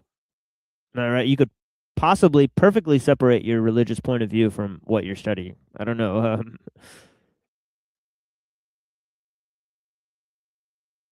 So I mean, I think that is a false recommendation. You know, he's telling people to give up their religious tradition, right? And you know, and that's going to help them study comparative religion. I don't understand at all, right? I don't understand. Wouldn't, if you gave up a religious tradition, an atheistic viewpoint would color your ideas about religion and what's true and what's false then? You know, I don't know. You know, how are you not biased just because you gave up your own religion? That doesn't dispel all biases. I don't know. None of that makes sense to me. If you've lost that world, the chances are extremely high you've just jumped into another. And that might be Orthodox Christianity. That might be secular scientism. That might be whatever. And now you think that one has all the answers, but it doesn't either. And when that world then starts to collapse or you start to question it, you start to... Well, yeah, that's not how life works. You don't go window shopping for ideologies and religious viewpoints. And I don't know. Hesitate. You're like, well, why should I jump into a third world? Right. Because that third world isn't going to be ultimate either. And it's at that point you become an intellectual. Right. And that kind of mirrors my journey where I've investigated two traditions. So behind 3 layers of skepticism, you're ready.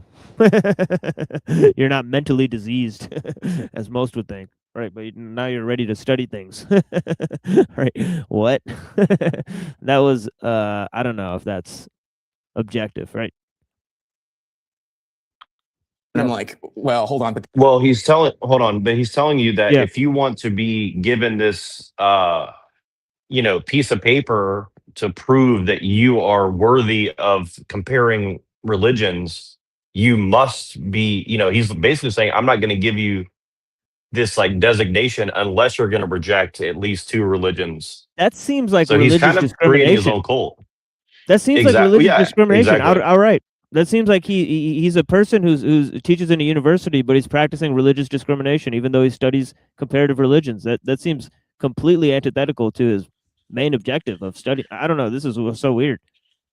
Well, and it's kind of a cult within itself, saying like to be in this cult, you have to reject other cults in order to get into this one. So he's like, everything's a cult, and you have to reject these other, at least 2 other cults to be in this one, and then you'll be ready to be shipped out into the world to poison the minds of other people. I mean, not to get too like Socrates on you, but I mean, I don't know. He again, it's just interesting.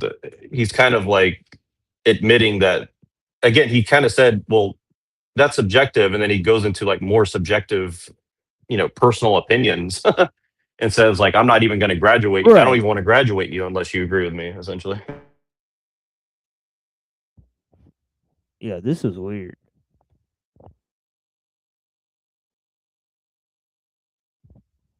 So Dr. Boy said, unless you give up your religion, I'm not going to give you a degree. Pretty weird stuff, dude. Honestly, appalling. Like, what? they say claims I can't differentiate. But then what about the others? I draw that conclusion, right? But here's the problem with that answer. You're basically alone. You're talking to weird people like me. You're like, there are people who inhabit that space. Yes, there are. But we tend to be very nerdy and very intellectual about it. And we persecuted often. What's that? Persecuted historically. Yeah, and we don't have these large communities or these large traditions. So this is why I say this orientation represents a kind of new. So he's the real Jew. He's the persecuted one. Humanity that doesn't exist yet in any large numbers. Right. No, I was just saying he's the real Jew. He's the persecuted one. They're the weirdos. And I think that he's admitting that they're using Plato to like run over every religion. But anyways.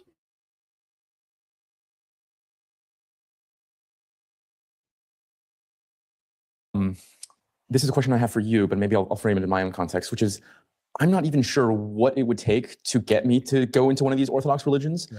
Let's say Jesus comes down right now in this very room. It's on camera, and he says, Jonathan, I am, what he says in Matthew, I'm the one true way, right? And I'm like, wait a second. Jeff's had that experience with Kali, like showing up to him, and this Buddha master has an experience of Nagarjuna popping up. So is there anything in the world, historically, philosophically, phenomenologically, that could happen to you? Is there anything that could happen to you?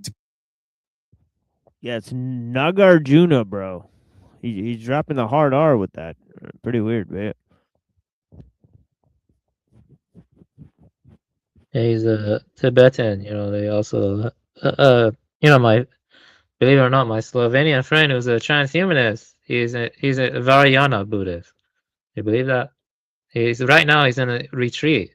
I got into contact with him again on another email because he blocked me because of our arguments, but he said we can talk again on the May 25th because I have some questions for him though. But he is a Vajrayana Buddhist. He's more to transhumanist stuff like that. Yeah. But I don't think this guy is. I'm not saying this guy is.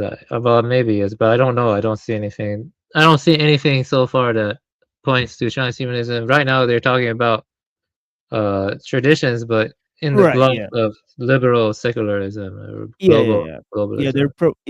Well, that's a major part of it, right? They're promoting basically basic liberal secularism, which is the base for the technological society. So, but that's not transhumanism for sure. Yeah, right about that. It enables it. It enables it. Yeah. Oh, it does enable it. Yeah, 100%. Yeah, that I agree with. I agree with that. Yes. Yeah, that I agree with. Get you convinced by, let's say, one of the Western monotheisms? So again, I think Jesus actually does appear to people, but so does the Buddha, so does Nagarjuna, so do all these other. So I'm deeply suspicious of religious experience, and it doesn't mean I don't take it very seriously. Of course, I do, but I want to keep all of these religious. I believe too much, Jonathan. Right. I want to put them all on the table, and I want everybody's religious experience to be considered, not just this one or that one. And once you put all those on the table, it really changes the table. But that's why I asked you the question: what would it take to get you at this point to go back to, let's say, Catholicism? Like, what would it take? I don't know. Right. But isn't that concerning? I mean, is it concerning for me? No, it's not concerning to me at all, because I think going back to the religion is going back. I think, I often refer to believing backwards. Belief itself is you're affirming to someone else's altered state. Pause it right here. Pause it. Okay, so this is where he's like promoting like very overtly like progressivism, and everything he says is basically like anything but like. He's basically saying, like, he goes on to say, in my opinion, anything but Christianity can be true, basically. So anyways, it's just kind of weird, but he's using progressivism via Christianity to make the argument. So I don't know. I just want to mention that because this is right where I really started like tuning into it. So like the next 20 minutes or whatever, I don't know what the timestamp is, but up to like minute 55, like it gets pretty wild, like some of the shit he's saying. So this is where it gets pretty crazy. So someone else's interpretation of that altered state really is what you're really affirming. Why? Right. Why are you doing that? It's like near-death experiencers. They often. Oh, the next section is called Against Eastern Religion. So interesting. But yeah, exactly. They'll want me to sign their name or sign my name to whatever they think the afterlife is. And I'm like, I can't do that. Right. Because if I do that, then I can't affirm this other person's near-death experience. Everybody is having a slightly different experience of the afterlife.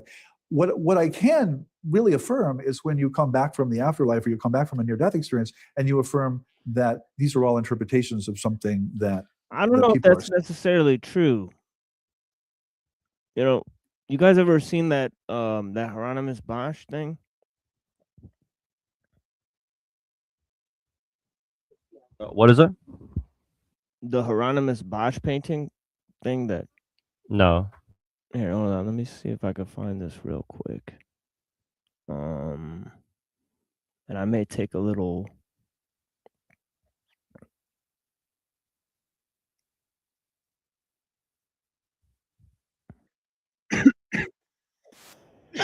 Break soon. I mean, make some coffee, but yeah, check this out. This is I mean, he's saying it's all different for everybody, but check this out.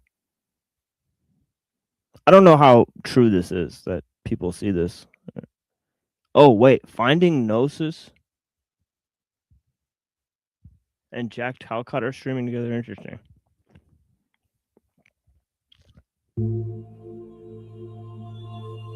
In 1505, Hieronymus Bosch painted something he should not have been able to paint, not because it required an impossible technique, nor because the subject was forbidden, but because what appears at the top of this panel, that tunnel of light opening in the darkness, with two figures waiting at the far end, would not be described by any human being until nearly 5 centuries later.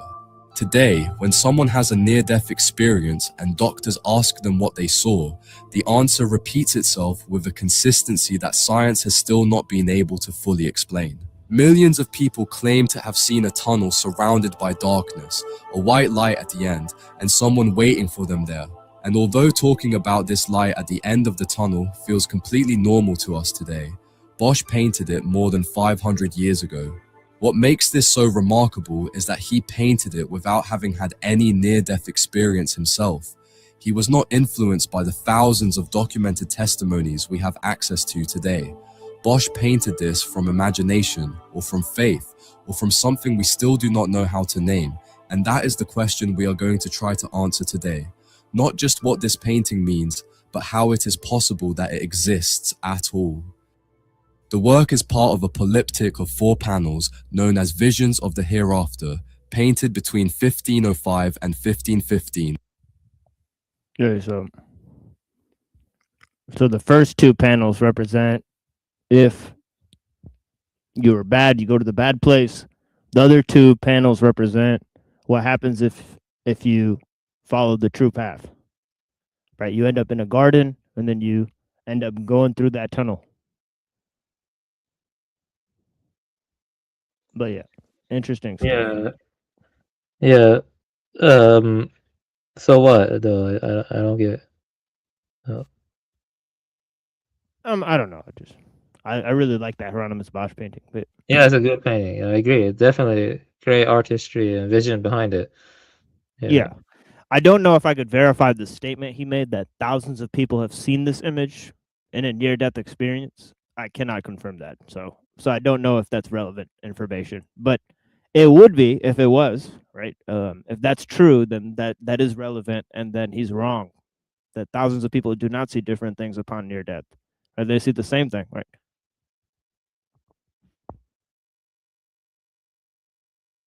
Yeah, that's true. There are some patterns of regularity, the regularity, and right, yeah, they probably need to sample a lot of data and stuff too. Scientifically, it would be true, right?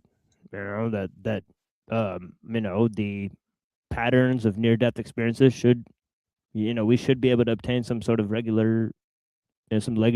some regularity of it, insight, and some continuation of experience. Yeah. For me personally, like I generally don't reject that people are having these experiences, but I don't trust the way that a lot of people try to characterize it, because it always seems to go back to this like secular humanism. Yeah, you can't tell if the person's lying. That's a huge problem with it, for sure, right? Yeah, they could just be making up what they saw. Like when I was a kid, they had like endless stuff on the TV about this shit. So like literally, I was 5 years old watching like hours and hours and hours about NDE and Edgar Casey and all this shit. So again, I'm not saying that means it's not true. I'm just saying like they've heavily pushed it in media for like 30, 40, 50 years probably. So yeah. Also, I would say that you have to have controls, or you have to have a good representative samples, because you have to, like, the cultural background, you have to take that into account too, because like how do I don't know, like people in, I don't know, Buddhist communities, how do they see the near-death experience, or how do people from like Western societies or Middle Eastern or blah blah blah, you gotta like take that into account too, the cultural background. Because there could be a tunnel. Let's say there's a tunnel for each of us, but there could be bodhisattvas instead of angels. It's hard to tell. You see what I'm trying to say? Because bodhisattvas do have like transcendental powers, Mahayana.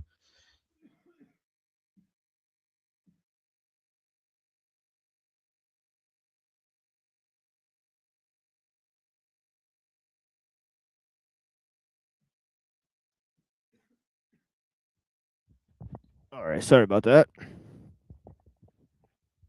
Okay. I put my mic down. I'm like, where did I put this mother? I'm like looking around. It's like next to my hip. Sorry. Experiencing, yes. Then I can sign my name to that. Then I can say, okay, let's go that direction. Let's do that. And again, just for our audience, this is not going to be the entire conversation. We're actually going to go to a positive view of like a non-dualism filter. But let me again continue grilling you on this one point. That's okay. Because I mean, this drives my Christian friends crazy when I say this, but I tell them, if everything in the Bible happened exactly as it said, literally, I say, what's the big deal? Resurrection? That happens all the time.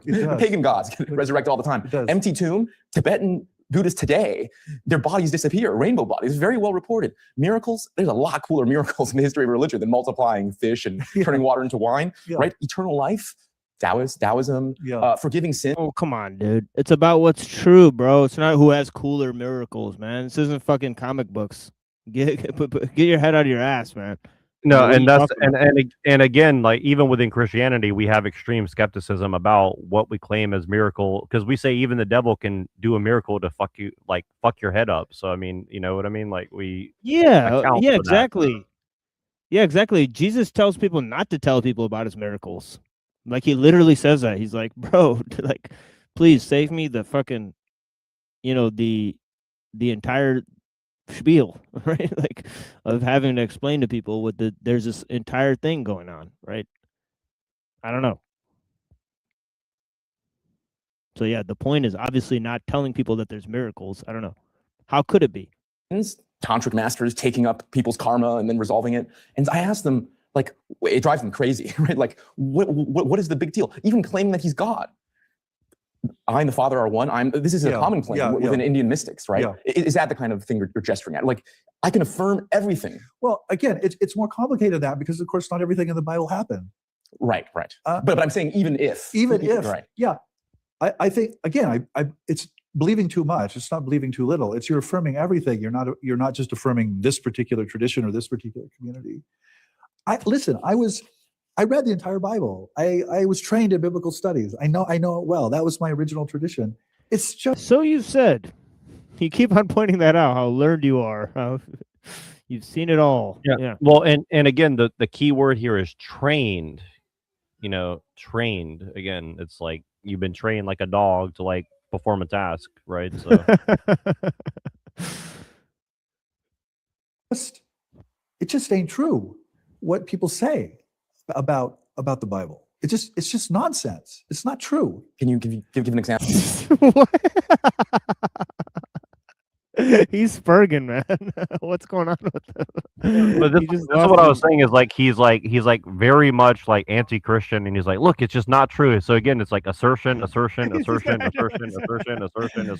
like, yeah, that was weird, bro. There was an anti-Christo spirit. I don't know. Tradition. It just ain't true what people say about the Bible. It's just nonsense. It's not true. Can you what is going on with him, man? He's about to have a heart attack, bro. Like, I don't know what's going on. Like, this is bad. He's freaking out. It's just not true, man. It just ain't true. Hell no. That shit ain't gonna happen. Yeah. That's such a good clip. Give an example. I think you think the most compelling example. Well, this whole notion of family values is complete nonsense. It's not in the New Testament text. It's anti-family, really. At the end of the day, there's a kind of sexual transgression that runs throughout the family, really. At the end of the day, there's a kind of sexual transgression text. It's anti-family, really. At the end of the day, there's a kind of sexual transgression that. Whoa!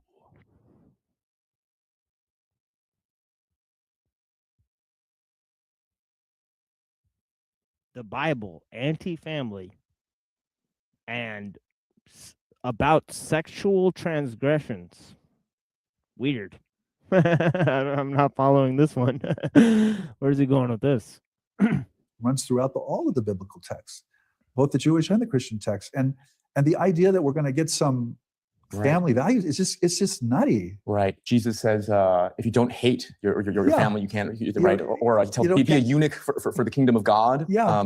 Yeah. I mean, I literally, I've written about that. I wrote about the eunuch passage, and a eunuch is someone who's feminized. I mean, whose balls are cut off, and so there was really this affirmation of sexual renunciation and a kind of sexual transgression in the teaching. Yeah, they're definitely trying to be disrespectful to Christians with that. That was pretty. I'm gonna say that was pretty weird. That got pretty dark, right?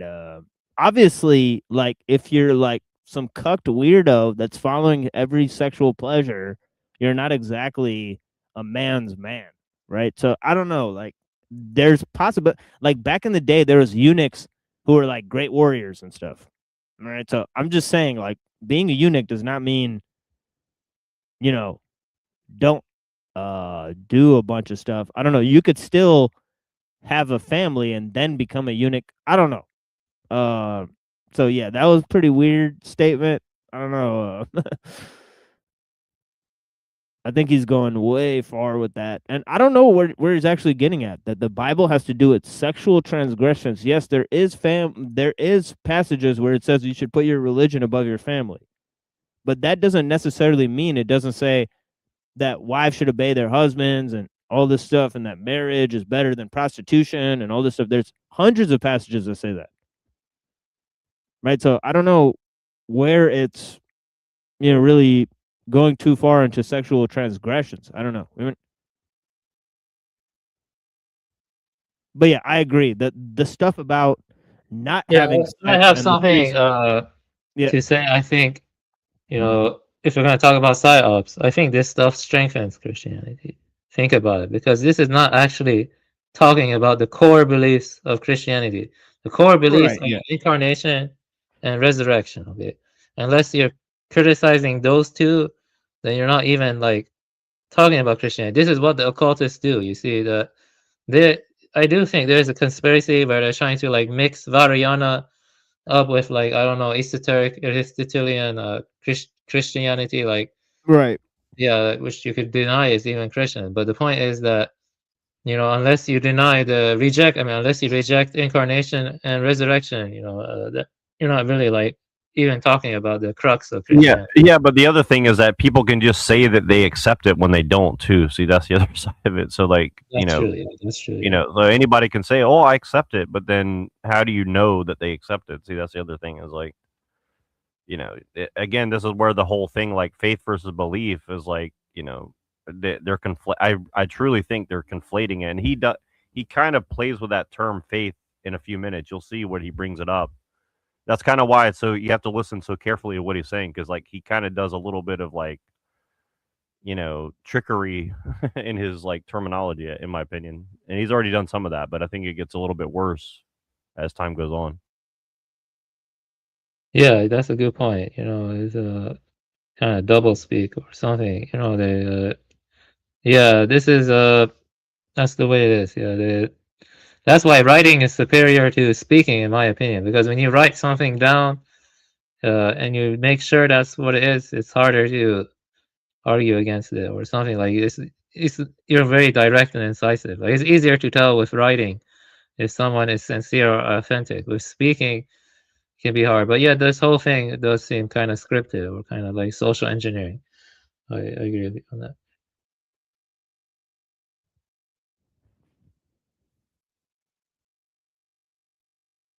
Teachings, and I've literally had a copy editor tell me that's not in the Bible. I'm like, well, it is. It's right there. It's like, Matthew 17 or whatever it is. I'm like, come on, it's right. There's the Greek. And he's like, no, it's not. It doesn't exist. And I'm just like, but it does exist. And this is the problem I have. Editor tell me that's not in the Bible. Sexual renunciation and a kind of sexual transgression in the teachings. And I've literally had a copy editor tell me that's not in the Bible. I'm like, well, it is. It's right there. It's like, Matthew 17 or whatever it is. I'm like, come on, it's right. There's the Greek. And he's like, no, it's not. It doesn't exist. And I'm just like, but it does exist. And this is the problem I have with a lot of things, with a lot of religious claims that they're just not held up by, if you just look at the scriptural text. Why are you giving so much authority to a bunch of texts written thousands of years ago? Why? Why do you have to have everything rooted in the Bible, for goodness sake? What about all these other scriptural texts? Why any scriptural text? Why not rooted in human experience and in the human being? Why? How can you verify human experience? See, again, this is like now you're just going to believe whatever somebody tells you their experience is as your base. I mean, I don't know. It's kind of and the irony of being somebody who studies comparative religion and then saying, "Don't look over here, just go live your experience." And they're like, "What?" It's like, why didn't you do that then?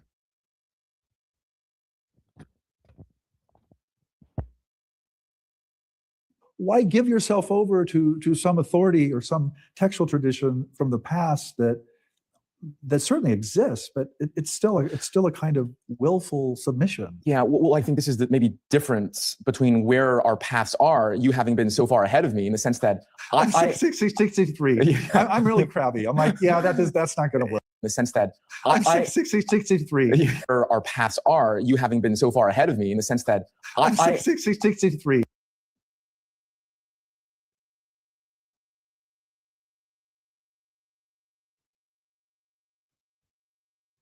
Where our paths are, you having been so far ahead of me, in the sense that I'm 63. Am I tripping, or did he just say he's 6'6", 6'63"? Pretty weird, but yeah. back it up one more time, if you don't mind. I didn't catch it. Hold on. No, back that up one more time. I'm 63. Yeah, that sounded like he's saying 6663 or something like that. It's pretty weird. I'm 63. 6'6", 6'63". Good Lord. Wow. So Number of the beast. So yeah, you hear that, folks? He's 6'6", 6'63". So yeah. I'm really crabby. I'm like, yeah, that's not going to work. Exactly, because I think I'm still at the stage of, look, I just want to take the Christians in the most charitable light. Everything you say is true. This is Hegel's method in the phenomenology of resolving equivalence. I'm going to say everything you say is true. Can I still find imminent contradictions within your text? That's kind of my project now. But hold up. Sorry. Right, so how can I say that? Back up 10 seconds, because like they're definitely not being charitable whatsoever to Christianity. Like that's such bullshit. Like it's totally not true at all. But I just want to hear one more time what they said. Sorry. I'm going to say everything you say is true. Can I still find imminent contradictions within your text? That's kind of my project now. Again, it's straw manning, because you can't read a text without the interpretation. So again, it's called hermeneutics. There's no way they don't know the term hermeneutics, and they haven't mentioned it once. Like they did mention it. Oh, they did. Okay. Well, I mean, it's like how you interpret it determines it. Like I can write one sentence, give it to 1,000 people, and get 1,000 answers of like how they interpret it, right? Like you can't just say like take it in a vacuum and say the words themselves have meaning beyond interpretation. Like I just don't think that's, I mean, maybe like the sky is blue or the sun shines. I disagree. I mean, you can disagree all fucking day long, but that's just bullshit. Like, Yeah, okay, no, like sorry, it- it's totally the bullshit. core. See, this is what leads to these problems. Okay, the core hermeneutics has limitation. The core of Christian tradition is incarnation and resurrection. Okay, those are. I don't really agree with you on that, but okay, You don't sure. agree with me on that. You don't No. agree with me on what over I think 95% of Christians believe. I think you're Yeah. think you're oversimplifying it. But See, again, then you I'll, are. I'll do what they're saying, and I'll just take it at face value and say, okay, continue with your straw man. Go ahead. No, if you don't, okay, the core of Christianity is incarnation and resurrection. You're saying that we can interpret that many different ways, right? You don't take it literally, okay? At least that's what you say. If you do that, then you become like these guys, because in many respects, you know what I mean? Because that is the core of, you know, what your ancestors and the tradition was. Incarnation and resurrection, you know, of course, that is the core. Like Right, but again, you can't just take those things outside of outside of the Old Testament, outside of the New Testament, all the interpretations and the metaphysics and all the other things that come along with it. I mean, you're just saying like those two things, but again, all those things have consequences and they're based on other things. I mean, that's like true. saying like Buddhism has to, Buddhism means like non-materialism. It's like, okay, but also, there's like, 10,000, quatrains about all this other shit, right? So like for me to like boil it down, it's like non-materialism is just bullshit, Yeah, I would say maybe like the Sermon on the Mount or something. If I had to guess, like what's the core teachings of Christianity? Maybe I'd go to like the Sermon on the Mount, or something like that. Yeah, I mean it's definitely like everything that Jesus said first, and then the text itself, and then the interpretations of the text. So it's like, you know what I mean? Like there's still there's still like a prioritization. I think in my opinion. I mean, I'm sure that other people will disagree, but like you have to take like one step at a time. Like I think the red letters of what he's saying is number one, number two, in context of what the Bible says, and then number three, which is the most important part, is how do you interpret that with everything else. Now again, I'm not saying I agree with like every single church father, because they don't all agree with each other, obviously, right? But still, there's certain, and then you ask some people, even Jay Dyer himself said this the other day, and I have a clip of it, which is going to be very interesting. But he said, the councils supersede the church fathers, but then the local synod overrides the church fathers and the councils, if I remember correctly. So I mean, there's different ways of looking at the whole situation, right? So I'm just saying, like, I agree. Boil it down. I wasn't denying the hermeneutics. And again, I'm not really saying this against you. I'm just saying, like, again, those matters that you brought up are about faith. It's not about like reason and logic and all these other things. So like, now he's bringing reason and logic into it. So now we have a whole nother ball game, which again, I guess you could argue like Aristotle and Plato had some form of logic, but it's kind of all been pushed through a Christian lens at this point, and Paul and all these other things. So I mean, they've kind of made a perennialist religion called secular humanism that we're all immersed in and swim in, right? So I mean, to just ignore that and then just move forward saying, well, you have to take language 100% at face value. I mean, they've had encryption openly since the days of Rome, at least, if not much further back. So I mean, you know what I mean? Like, encryption is a real thing, and it's kind of well known in language, and especially the English language, that and Hebrew as well, and Greek as well. Like, well, so what I'm saying is that the incarnation and resurrection are like considered concrete facts within your tradition, that they happened, they transpired, and then there's the hermeneutics.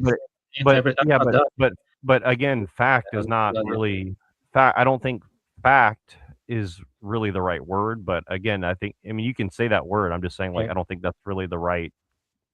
I don't think that's what I would use, but I get what you're. I get what you're saying, right? Yeah, from the vantage point of your tradition, the incarnation and resurrection are facts that they claim it happened. Okay, and then they interpret and they frame it differently. They interpret it differently. Like some of them, view it in terms of original sin. Other ones don't. The Orthodox have their own unique take on it, which is not original sin, and so on. In Buddhism, we say a fact is Buddha achieved enlightenment underneath the Bodhi tree. Well, in my tradition, Bodhidharma awakened to the true nature of his mind. And then you have the lineage of transmission, and this leads to seeing things Right. as they are, which is Right. But again, I'm keeping it simple. I'm no, not I done get yet. it. But again, you're saying it's a fact, but a fact kind of implies that there's like evidence that you could prove, and I don't think you have evidence of your claim, just like there wouldn't be evidence of mine in the sense of like a rational, logical thing, right? So Yeah, I mean, this gets into some very complex stuff. Yeah. This gets into yeah, I know what you mean. A fact doesn't necessarily need empirical foundation or rational argumentation. I think so. right. 'Cause- So my point is that writing itself is always going to be like a representation of anything. So again, to take writing at complete face value is not really possible, right? Like, and I think again, this is what Plato is used for, is like the forms, meaning like you say the word horse, like generally you get the idea, but it's not going to tell you about a specific horse with like a circle around its eye and a heart shaped, you know, pattern on its chest or whatever. You see what I mean? Like it's going to tell you like the essence of a thing. It's not going to tell you directly like the specific thing inherently. See what I'm saying? So Yeah, can again, I this ask you a question? Let's say there is someone who claim I am Christian, but I reject the incarnation and resurrection. Are they still Christian? Yes or no? I mean, no, of course not. But again, somebody could also say that they do accept it and they don't. Like Alexander Dugin, for example, like he says that he accepts it, but I mean, how would I know whether he does or not? See what I mean? Like he just says that. How do I know that he's honest or not? Right? Yeah, that's the point is that you're reading too much into things. Like we gotta take. In my opinion, Well, that's we an have assertion. things we gotta Again, I just take want to out point out face value. that you're making an assertion, and the assertion is you're looking too much into it, right? So unless you can prove that I'm looking too much into it, you're not really making a valid claim. But anyways, I mean, again, like I think we can use Aristotelian logic if we want, but it's a tool. It doesn't mean it's correct. But I mean, if we're going to get into Aristotelian like claims, let's make Aristotelian claims, and you're just making an assertion that's not I'm saying real. that But when you say this, in my view is that this is my view that every tradition has a core foundational beliefs. You can decompose the tradition into those core beliefs, but of course, I'm not saying the other stuff isn't important. I'm just saying that those core beliefs. yeah, look, Jeffrey Dahmer might have believed in the incarnation of Christ, but he also like scooped people's brains out and ate it on a silver plate. I mean, or whatever he did, right? So like, He's still a Christian. you know what I mean? Like, it doesn't mean that he's like the example of Christianity. See what I mean? So like, right? Like, I don't Yeah, of understand course. what That you're trying doesn't to get mean at. that he was a bad Christian. There are bad Muslims, bad Buddhists. They, I'm trying to say is that, that's I like to keep it simple. Like let me see here.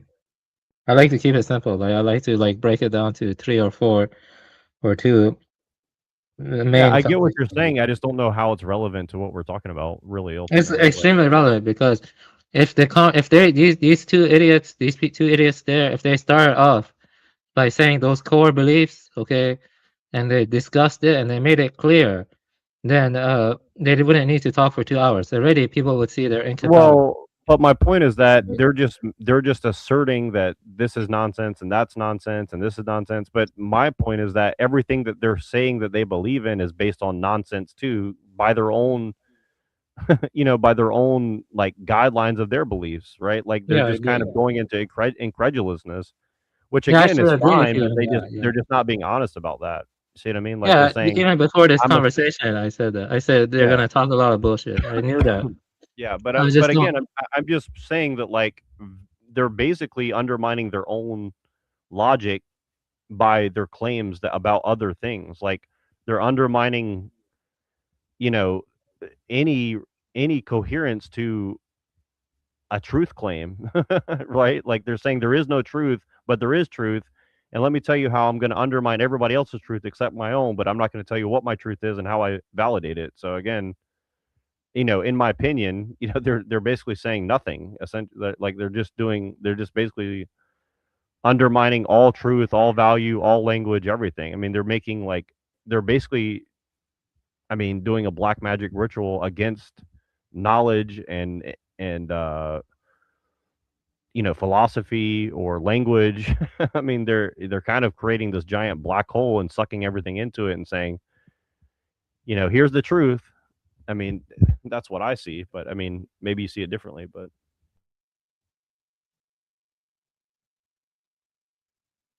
Yeah. Yeah, I like to, yeah, I think it's like I said in the beginning, these people are idiots. I knew that, but I said they're not arguing for I transhumanism. I don't think they're idiots. I just want to hear what they say and comment on it. I think they're very deliberately doing a black magic ritual, in my opinion. I mean, maybe I'm wrong, but that's what I believe. I Yeah, don't they think are. I agree. They I are don't I doing don't I black don't magic I don't think ritual. they're idiots. I think they know exactly what they're doing personally. Or they're possessed by a demon. I mean, perhaps. I mean, one or the other, it doesn't really matter. I think effectively the results are the same. I agree. Yeah, they're either agents or they're idiots or. And the point is that I knew this when I came here. I said I think some of his thoughts about dual aspect monism were interesting. I don't think they're arguing for transhumanism though, but it can be enabled and facilitate the growth of movement towards Yeah. transhumanism. If you Well, agree. let's just hear a little bit more of what they're saying, and then we'll get to the part that you want to cover because I do want to get to that, honestly. Okay, yeah, okay. Yeah, he literally said, yeah, he said what when the guy said, "Why give credence to 1,000-year-old documents?" and then he said, "Oh yeah, I just read Plato's Republic." Ooh, ooh, ooh. What a retard. This is like toilet Earth if he had a philosophy degree. Oh wait, we actually have a great clip for that. Tent, and he could accomplish more. Nobody gives a fuck about your dumbass fucking philosophy. Nobody gave a fuck about anybody's philosophy takes. What the fuck? When did a philosopher ever do a fucking thing? Show me one time a philosopher ever did a fucking thing. Facts. So yeah. I'm sold. Imminent contradictions within your text. That's kind of my project now. But I know it's not all true. Right. So how can I say that?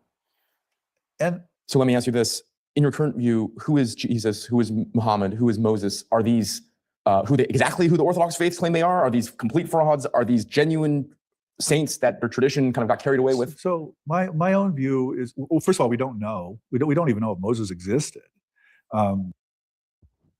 Damn. Well, that's pretty bad, right? I mean, you don't know what you don't know, right? So any of the previous claims you made about it being false and contradictory, I mean, you don't really know any of that either then, right? Because if you don't know if any of these things are real, if any of these people are real, then how much can you say about them?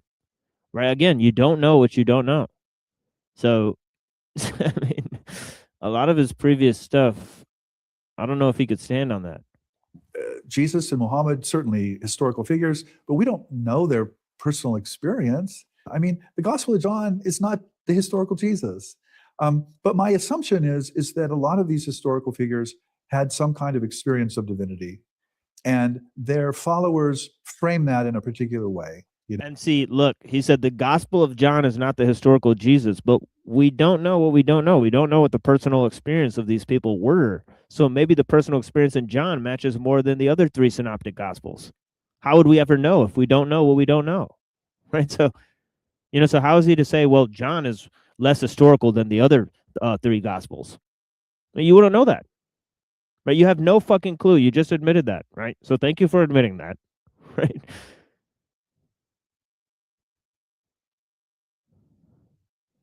Yeah, you do know what you don't know. Yeah, that's a good point, Jake. But yeah, he should just stick with what he doesn't know. All right? He's not willing to be honest with that. because in his previous statements, he said he knows all kind of stuff. No, they used Greek categories and to talk about Jesus, and they used Arabic and categories to talk about Muhammad. So everybody gets framed in a different way, and it's part of the culture and part of the historical tradition. But this experience of divinity, or what I call the superhuman, I think it's universal, and I think it's as far back as we can see. And I think it gets framed and interpreted in very different ways. In the following sense, today we see a glowing being come down from the sky. We say it's a UFO encounter. Yeah. In Fatima, they say it's a Marian apparition, and Muhammad thinks it's the Archangel Gabriel. Is that what you're saying? Yeah, that is what I'm saying. And so I think the orb of light really comes down and really. Well, that sounded like perennial, right? Because it's like no matter what the phenomenon is, you can interpret it through your worldview, right? So that's to say that, you know, we don't know what we don't know, and you are going to have this built-in worldview that you interpret things through, right? So I don't know. Since he doesn't know what Muhammad's experience was, you know, or if Jesus' experience was something, I don't know, maybe he can elaborate on how those are anything like an alien encounter, right? Because I think they're being a little weird here. It really messes with human beings. But I'm not at all persuaded by the religious reception or the religious interpretations of that. Right. And I'm not persuaded by the UFO interpretations either, by the way. Right. Yeah, that was abundantly clear in your books. Let me give you a quote from your first book, actually. Jesus hardly knew himself in some clear and unequivocal way. Yeah, but look at how he said that, right? He pointed to the religious conclusions and he said, those are ridiculous. And then he pointed to the UFO conclusions and said, whoa, but those, of course, I don't believe those ones. So you know one is sillier than the other, man. Come on, just admit it. One has thousands of years of tradition behind it, and the other is literally from fucking comic books and movies. Which one do you think is probably more fucking real, bro? Like, I mean, you know, like, why are they playing fucking games? You know what I mean? Seriously. Pretty weird. Well, you see, he hasn't, in the beginning, he didn't make his own possessions clear, like what tradition or what his beliefs are. He didn't make that clear himself. So, yeah, like, you know, that's. But how are aliens just as legitimate as Christ or Buddha or Muhammad? I just don't understand. Yeah, they're not. They're not. Yeah, they're like, you know. Yeah, they're not. Yeah, I mean.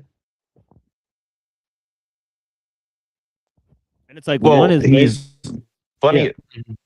Well, funny enough, what he's doing is smuggling in a new interpretation of ancient religion. That's the fucked up part of it, right? Like he's saying, I don't accept these other interpretations of mystical experience, but certainly I'm willing to entertain this newer one more because it's closer to now than the past. And it's like, okay, so how much delusion do we have now versus back then? I mean, you could argue the same amount or more now, but saying that we had less delusion now, it's, I don't know how you could argue that, but I'd be interested to know how he justifies that. Yeah, and this is a word salad that's on the screen right here. This is literally slop. Jesus hardly knew himself in some clear, unequivocal way. Rather, he came to or constructed his own self-understanding, whatever the fuck that means, through the abiding sense of powerful, and then get this is capital word presence, whatever the fuck that means. The capital P presence. Good Lord. That's a really odd statement. Through the sacred narratives? What sacred narratives? What a really weird interpretation. I hope this isn't his own writing, because this is trash right here. I hope they don't come out and say that this guy actually wrote this. Wow, this is powerfully inept. Let's see what from your first book, actually. Oh my God, he wrote it, folks. He wrote this piece of trash statement. Good Lord.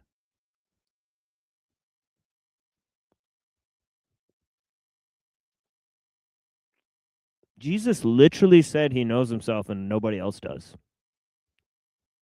I don't understand, bro. Like, I'm really confused. Somebody, I don't know.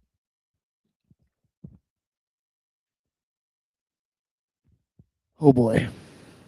Where are we at here? Jesus hardly knew himself in some clear and unequivocal way. Yeah. Rather, he came to or constructed his own self-understanding through the abiding sense of this powerful presence through the sacred narratives of Jewish scripture, ethnic memory. Oh.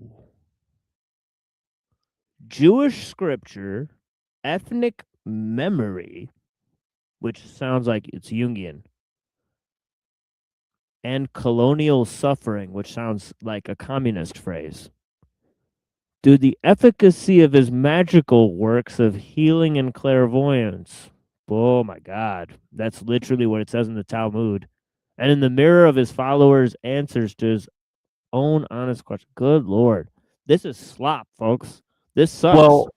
Well, here's the other side of it. Like, again, okay, let me go back here. Colonial suffering. So again, this is a historical narrative about exactly, yeah. Yeah, Well, how he the said fuck here. does he know? Yeah. Well, it's about, well, again, this is where I get into my theory about Troy, Ephesus, Rome, all these things of like, what was a Jew, what was Rome, what was their relationship like, were they trying to syncretize like Persian religion with Canaanite religion with Roman and Greek religion? See what I mean? Like there's this kind of like underlying narrative that he's alluding to, colonial suffering. Well, what he's talking about, Spartacus? I'm gonna be honest here. I feel like, you when you get to the Christian scholastic tradition, even compared to Islamic or Buddhist, I think it's weak because you see, you have to rely on the narratives more and more. Like it lacks like philosophical robustness, even compared to Islam. Well, I'm not trying that's the to thing. set people against each other. But hold on. I'm not Here's done what I'm talking saying. though. I'm not done But talking. wait. The But I just want to make it Persians did clear. not interact with the Canaanites that much. The Persians were not a part of the Christian heritage or legacy. They Where's your weren't. evidence? Where's your evidence of that? Where's your evidence they were and stuff? Where's your Okay, evidence? Well, so the Greeks were a vassal state, at least some Oh, of boy. them, of the Persians. Number one. Number two, the Bible was written in Greek, not Hebrew, because we don't have any evidence of Hebrew back then, other than like a couple little tiny fragments. And again, Hebrew is very similar to Greek. So again, I think you're making a straw man argument that you don't have any evidence for. I mean, I think my side has way more evidence. I mean, if you're saying there's no connection whatsoever, but then Rome literally had Mithraic temples underneath it. I mean, what the fuck are you talking about? let's Yeah, I'm not saying that there's no Okay, you guys. connection whatsoever, but I say people overblow it. You know what I mean? Because this is a part of the Rosicrucian plan. It's the part of the plan of the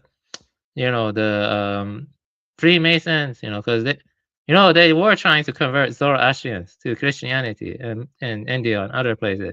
Like they sent missionaries to try to convert them. They claimed that Jesus was the Saos Chayon.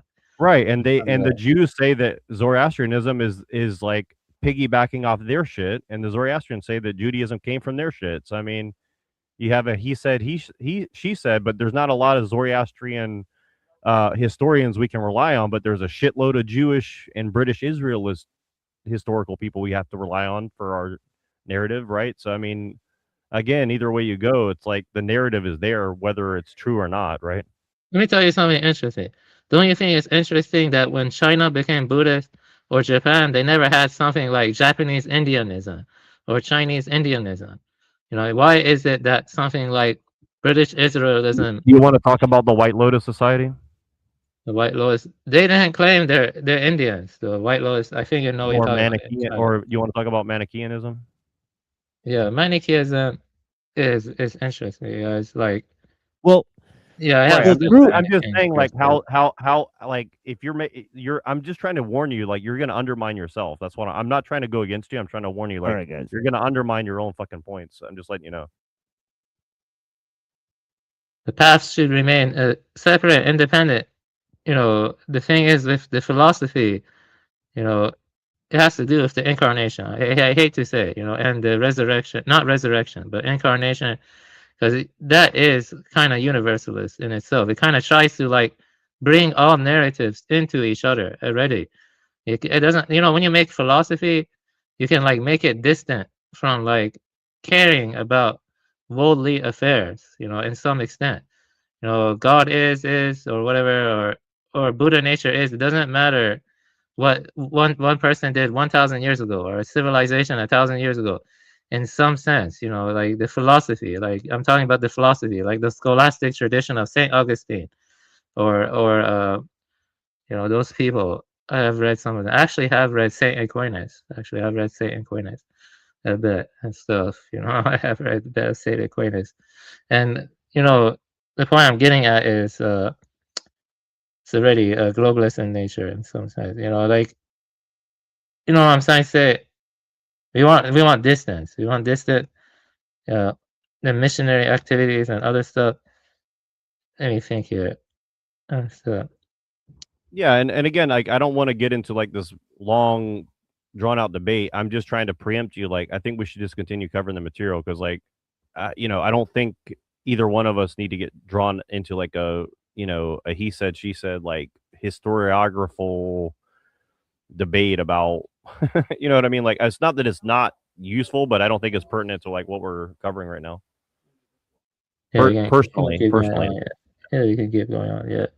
Yeah. Yeah, I know that video is crap. It's definitely a kind of global homo. No. It's not crap. This is what all the managerial class of the entire world believe, from China to India to Pakistan to wherever the fuck. Like this is what they're beating into everybody's head via the education and the computer system, right? Like that's why I think it's important. Like I don't think it's bullshit at all. I think this is like important to know. Like if you go talk to people who work at Fortune 500 companies, this is how they think, right? Like 100%. Yeah, I agree. Yeah, it is important. And it stems from globalization and technological growth and stuff like that. The Right, authentic. but I'm also saying like they're reading these guys' books and getting like brainwashed into this and saying if you want a motherfucking job, you got to like get with the goddamn program, right? Like that's important to know, right? So like you're not going to work for General Electric or Palantir or whatever the fuck without this worldview, in my opinion, right? Like I don't think they're going to let you in the door unless you're going to like kneel down and suck the dick of secular humanism, you know? Yeah. Yeah, I get your point and stuff. Just we can keep watching the video, but I like to keep things concise and incisive. And sometimes that makes things very concise. I notice most talks like that, what we're watching there, they have to gloss over the basic point, the foundational or fundamental point. I mean, I noticed that if people started with the fundamental points, maybe it's better for people to be more like computers in some sense, because by being more like a computer, they could be more incisive. But the problem is that AI has biases towards liberalism. If it didn't have bias towards liberalism, you can prompt it; it would be way better. That would be way better. That would be great. But you notice all these AI systems, they have bias towards techno-liberalism.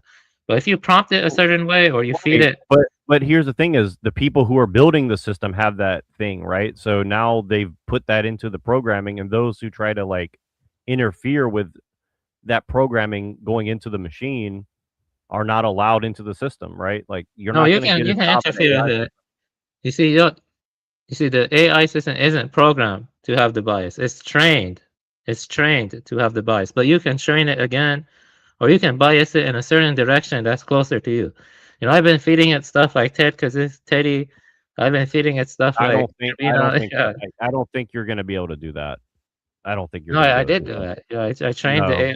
Yeah, I no, did. I don't. It's the bias. I highly doubt that they're going to let you train the AI to like go against secular humanism. I just don't. It did. I got the AI against secular humanism. I mean, as you and many other have told me, it's going to give you what you're looking for to get you to shut the fuck up, in my opinion, right? So, yeah. No, it gives good arguments. It can be unbiased. You gotta tell it, I want you to take the perspective of someone who sees technological growth negatively. You tell it that, and then it responds according to that perspective in a dynamic way. I do think it's negative, but I'm just saying like the way that you argue against it, it matters. That's all I'm trying to get at. But yeah. But anyways, I think we should just continue like seeing what they're saying because I don't think my battle is not really with you. So I mean, ultimately, in my opinion, like I want your expertise on what they're saying because I think it'll inform your views and my views and machine's views and the audience view, right? Like I think that you have an expertise and the foundation that he's going to lay down. But I think getting up to the 55-minute mark is important because he says he smuggles a lot of shit in and then he tries to smuggle your shit in, right? So I have a view on what he's smuggling now, and then I want your expertise on what he's trying to smuggle in later. That's kind of what I'm trying to get at, right? Yeah, it's just I tend to lose attention span for these kind of stuff. To be honest, because he's stupid. I mean, he's not stupid, but they're obviously actors. Yeah, we both agree on that. Like, yeah. Yeah, they may be actors, but what they're portraying is important, right? Like because the people that they're training are running the system, right? So that's what I'm trying to get at. Or they're LARPing as if they're running the system and they're not, and the system's running them. So either way, I think it's still important, right? So whether we're exposing them as panel actors or we're exposing them as actual, managers of the system, either way, I think it's important.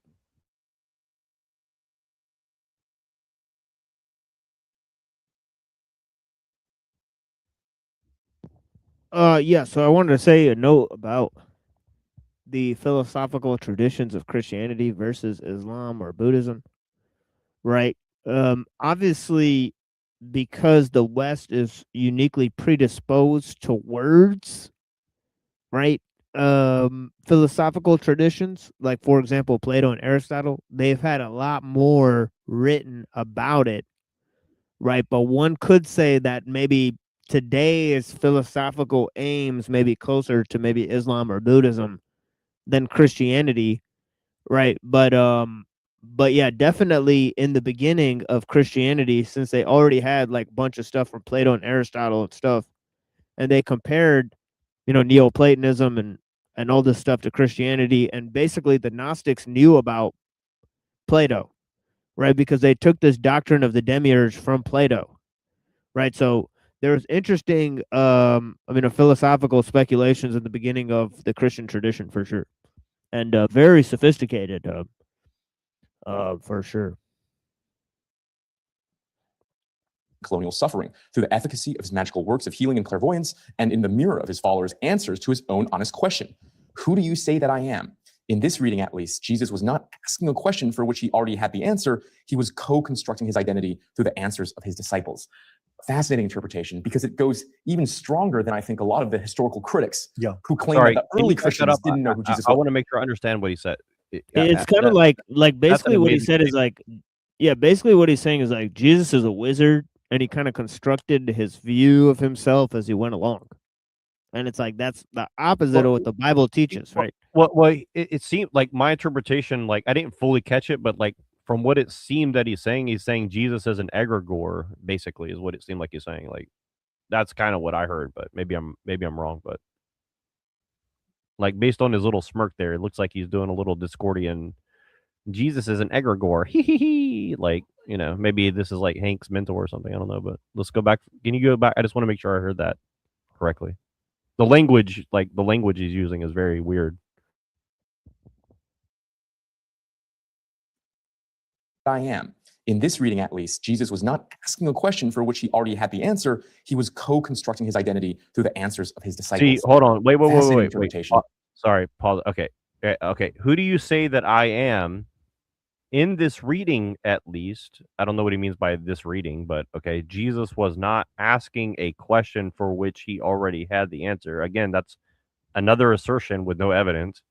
He was co-constructing his identity through the answers of his disciples. So, see, that is profoundly dishonest as to like what Christians believe, right?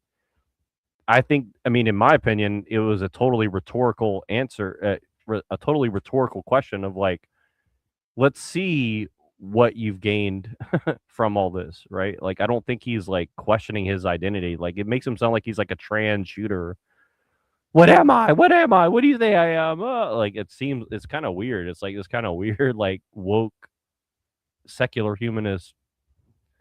He was co-constructing his identity through the answers of. I mean, that's just like complete nonsense assertion that has no evidence whatsoever. I mean, as far as I understand, I would love to know where he's getting this from. So I just think that's an amazing statement. He was co-constructing his identity through the answers of his disciples. Fascinating interpretation, because it goes even stronger than I think a lot of the historical critics who claim that the early Christians didn't know who Jesus was. You're saying Jesus himself didn't even know who he was. Why is that? Why does anybody know? I mean, Right. I think if you talk to experiencers, What a flippant response. Why does anybody know? Good Lord.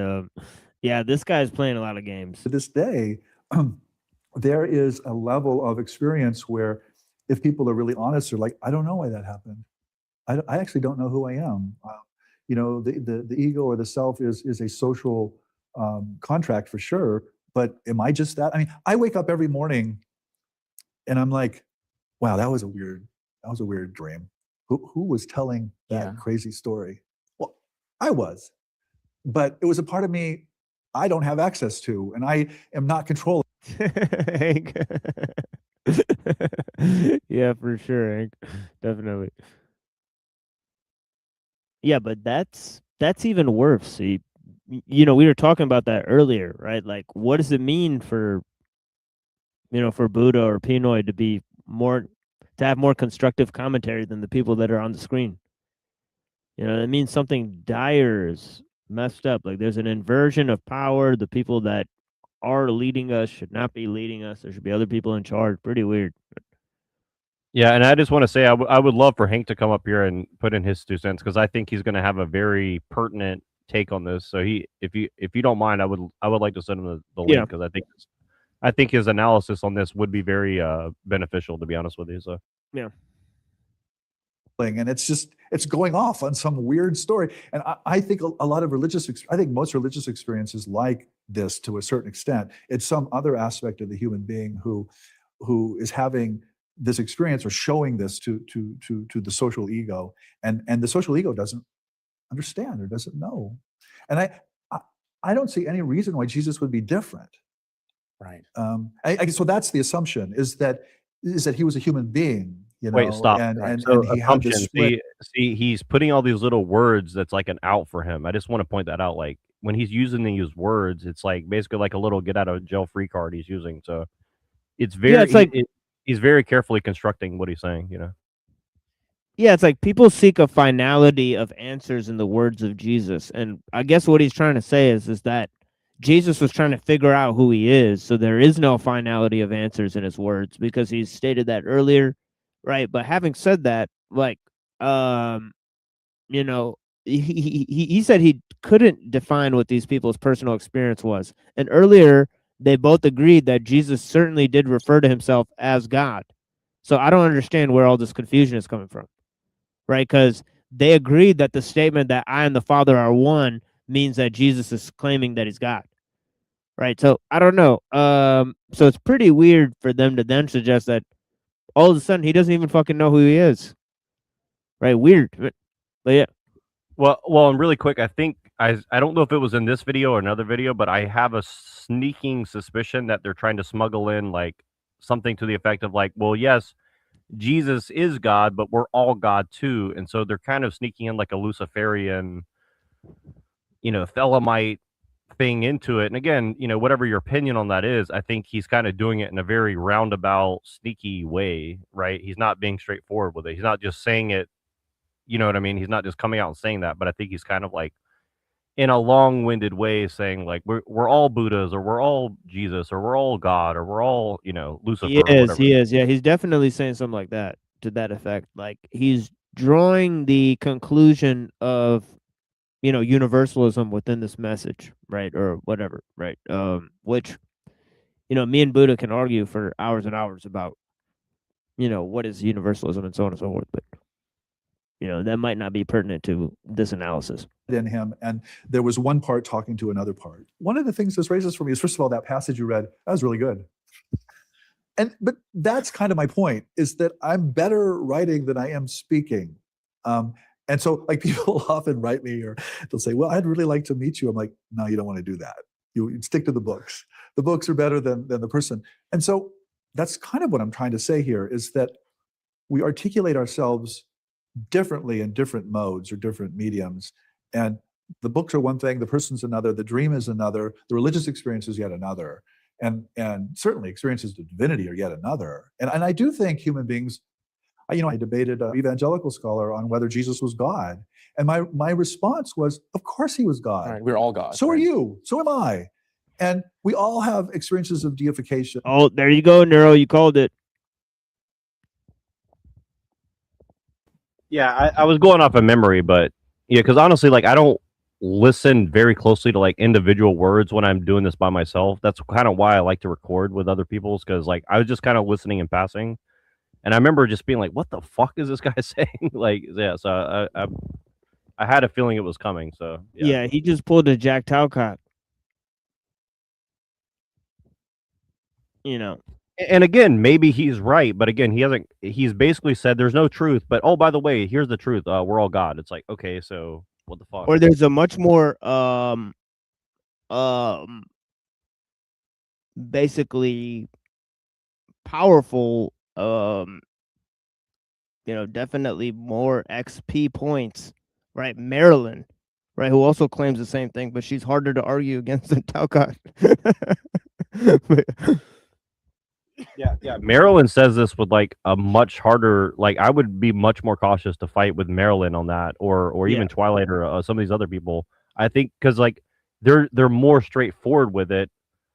This guy is like collapsed all meaning and all truth into nothing, and then said, "Oh, here's the truth. We're all God." I'm like, okay, so are you a solipsist? Or again, I think he's sneaking. See, here comes Hank. Hank, come up here if you can, man, because I think he's sneaking in solipsism. I think he's sneaking in Descartes. That's what I think is. That's what I personally think he's smuggling in, but I could be wrong.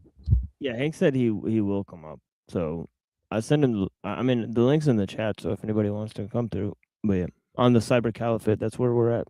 Well, not all of us, but there are all of these experiences in the history of religions of human deification, and I gave a few of those. And I don't think they were expecting me to say that. I think they were expecting me to be the evil liberal professor. And I was like, no, deification is like global. This is the problem that I began with, which is there's too much, not too little, right? For most people that the evangelicals argue with, there's too little, right? For us, it's a bit too much. Yeah. So they're not used to arguing with that. By the way, after some reflection, I think the difference between our positions is just a matter of where we are on the stage. Because I'm sure when you were my age or young. So again, I was talking about this move that was made by Blavatsky. Right? Oddly familiar move, right? She said, well, the Christ consciousness can be achieved by everybody, right? So it can be achieved all around the world. So we all can reach godhood, Buddhahood, and godhood and Buddhahood are like the same thing, right? So like she basically combined all this stuff, right? She combined the concept of the Messiah with the Maitreya Buddha. And then, he's basically saying, well, Christ consciousness is available to everyone. We're all, we can all become God, because the idea of Christianity is showing you that you don't need God because you are God. And that is the final evolution of religious ideals, is that man replaces God. So is he really going to die on that hill? Right? Because that is a satanic Luciferian hill. Pretty weird, right? But yeah.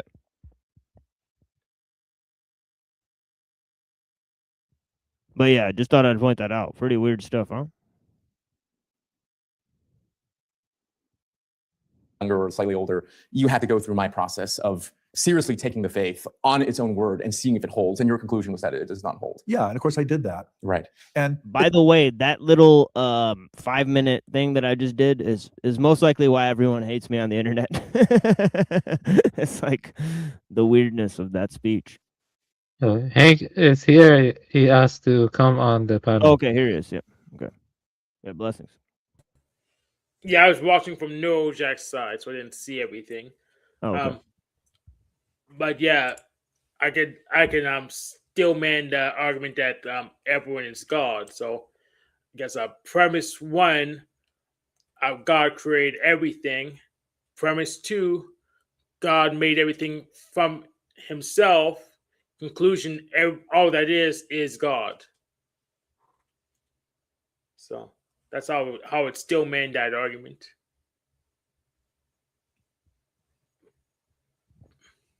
Yeah, it's kind of like it's like if you take God to be like maybe a radical monist, and then maybe you could maybe lend proof for that within Christianity because we're all eating the flesh and blood of God and so on and so forth. So we're all involved in the transubstantiating of matter into godhood, or there probably is some mystical interpretations that may take a radical monistic view of like maybe we're trying to elevate matter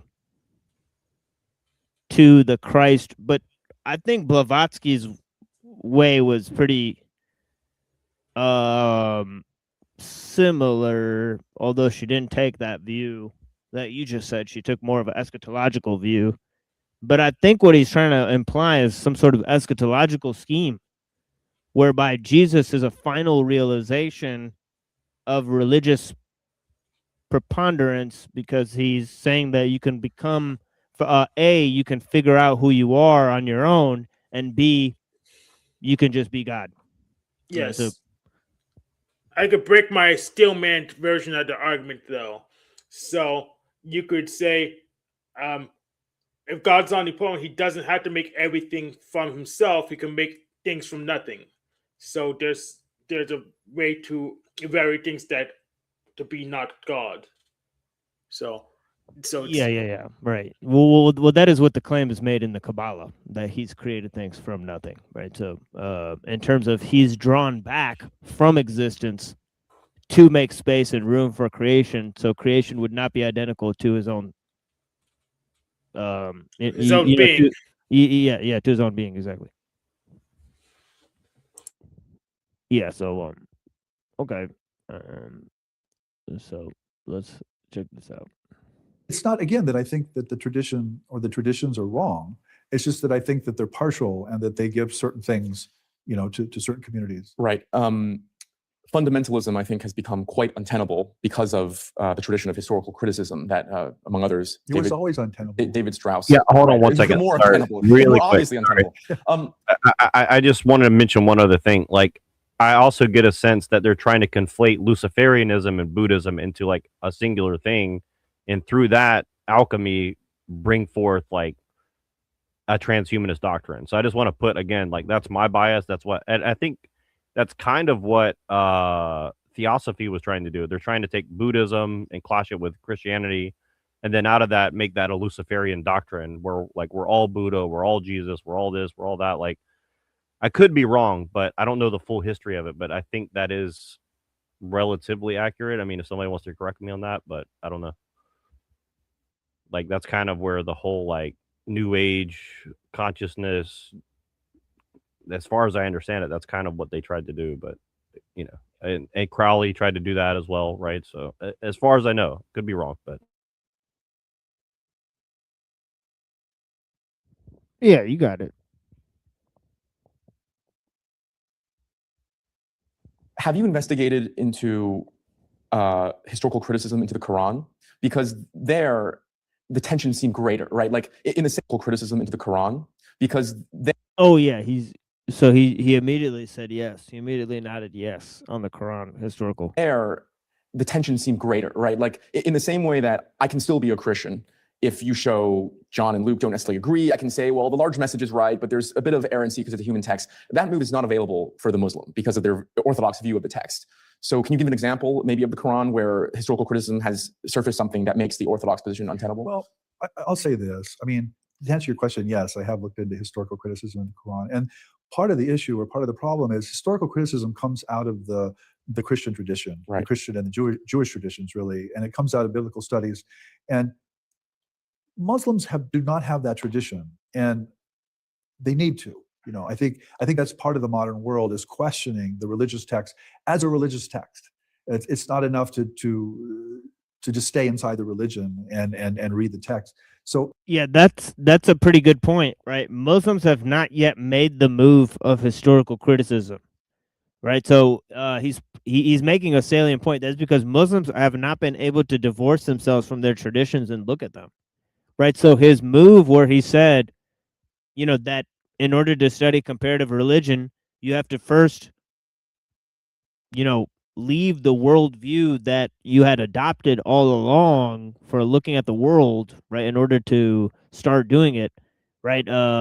Then no Muslims need apply, right? No Muslims are capable of studying comparative religion, in his opinion, right? As a result of this, right? Not only that, but they have no vantage point in which they could begin to, right? So he's stated very clearly here that Muslims need not apply to the game of comparative religion, right?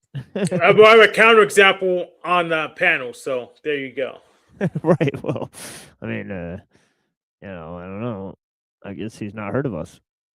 I just don't think that exists, in any broad fashion where it's right. We just don't exist, right? It's just like it's integral or organic to the Christian Jewish traditions. Has been. By the way, Muslims basically innovated comparative religious study. They went to India and started writing detailed explanations about the Upanishads, detailed explanations about all sorts of philosophical traditions. He's completely false in his analysis. Well, and again, he used this word again, another loaded term, organic. It's organic to Judaism and Christianity. But again, what does that mean exactly? You see what I mean? Like, it's a very peculiar term. Like, it's organic. Yeah, it's stupid term because Abrahamism is a term for all of them, and they're all related. I know the Machine Lazarus agrees with it, but they all have a genealogy from the same stories. Right. It's definitely not there's definitely no historical criticism into the tradition until I think you could argue that there's more of a complex version of this after the Jews enter into the Hellenistic sort of diaspora, right? And they're able to absorb tons of Hellenistic traditions, right? So the Alexandrian Jews, obviously, they had tons of, they had absorbed tons of historical traditions. They have tons of historical versions, right, and interpretations of the Old Testament, right? If you just look at the writings of Philo, we've been able to recount tons of historical interpretations, even inverting some of the story of Genesis, right, and so on and so forth, even creating a pre-Adamite hypothesis, right, and so on and so forth, right? So there's all sorts of stories, right, that could be hashed out. Over 220 years, Right. we've been doing that a long time in Europe and the U.S. So no one has yet applied that same kind of rigor to the Quran, or? Sure, you can, but it hasn't been done to the same extent. Is what I would be my guess. I'm not a scholar of Islam, but it just doesn't exist in the same broad. I see. Let me read you another quote. It sounds like he's kind of throwing up his hands there. He's saying like, well, there isn't an attempt been made. So, but he just said that he knows about the historical interpretations of the Quran, and now he's saying, well, that traditions don't really exist because the Muslims haven't been able to attempt it. I don't understand, right? You should probably call David Wood for help, maybe, because he doesn't seem to know anything. He doesn't know the basics. Yeah, there's a different guy than David Wood that argues that's also paid by David Horowitz, right? That's basically arguing a similar thing, but he's arguing about historical criticism of Islamic ideas. Now, there are tons of people who attempt this, right? And some of them are mythicists, right? So so obviously they wouldn't be regarded under the consensus of the modern scholarship, but then there would be others that may the top theory I could think of is that there's 7 different dialects of Arabic during the construction of the Quran. And if you look at those kirat, they're called kirat, right? You can observe different meanings, right, depending on what dialect you use to construct, but I think all of those were unified into a single dialect, right? So basically the idea is that the Quran was used to create a single language, a single Arabic language, right? And this happens a certain time period after the death of the prophet. So they hold that there's certain discrepancy. If they want to study classical Arabic, you come to the meanings of the Quran. But we've looked at the comparison of certain of these, so-called different dialects, and they're not all completely different. Like they all pretty much basically say the same thing, right? So I don't know. So some of these differences are being, inflated by people who, I don't know. And obviously, there's lots of manuscript traditions in Christianity, right? The historical, I think, proof behind the Christian message, just behind the ideas that, there's so much text and evidence that supports that these were historical figures, right? There's more things that authenticate Jesus being a historical figure than, Caesar and, even Pontius Pilate or any of these other figures, right? So, by Gnostic, Alan Moore means a particular kind of direct and immediate experiential knowledge of one's own divinity that cannot be reduced to reason or faith and stands very much opposed to the consensus reality of society and religion. Faith. Wow. So he's coming right out and just as a full-blown Gnostic, right?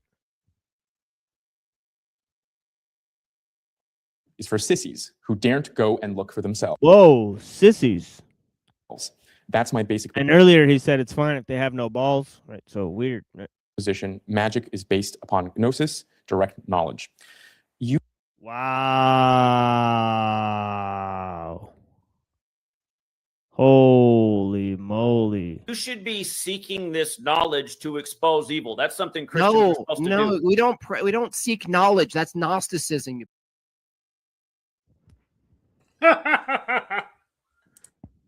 That's Gnosticism. You seem to have quoted, so that was Alan Moore quote. Right? Yeah, that's Alan Moore's quote, exactly. Yeah. But you seem to have quoted that approvingly. Yeah. My question for you is, do you think faith is a valid epistemic mode at all? Yes, for some people, not for me. I mean, look, most human beings don't have the time or the luxury to ask questions of their culture and their tradition. And so I think faith is this sort of ascent to altered states that exist in the past. It's clearly the norm in human history. It's the norm because, again, most people don't have the luxury or the time to ask serious questions. I don't think faith is an option. It's not a pressing option for me. Because so there's another, I guess, flat out assertion, right? He just said that religious experience of the past were just altered states of the mind, right? So, because it requires a kind of intellectual suspension, right. And I'm not willing to do that. Now that's a choice, Jonathan. That's my choice.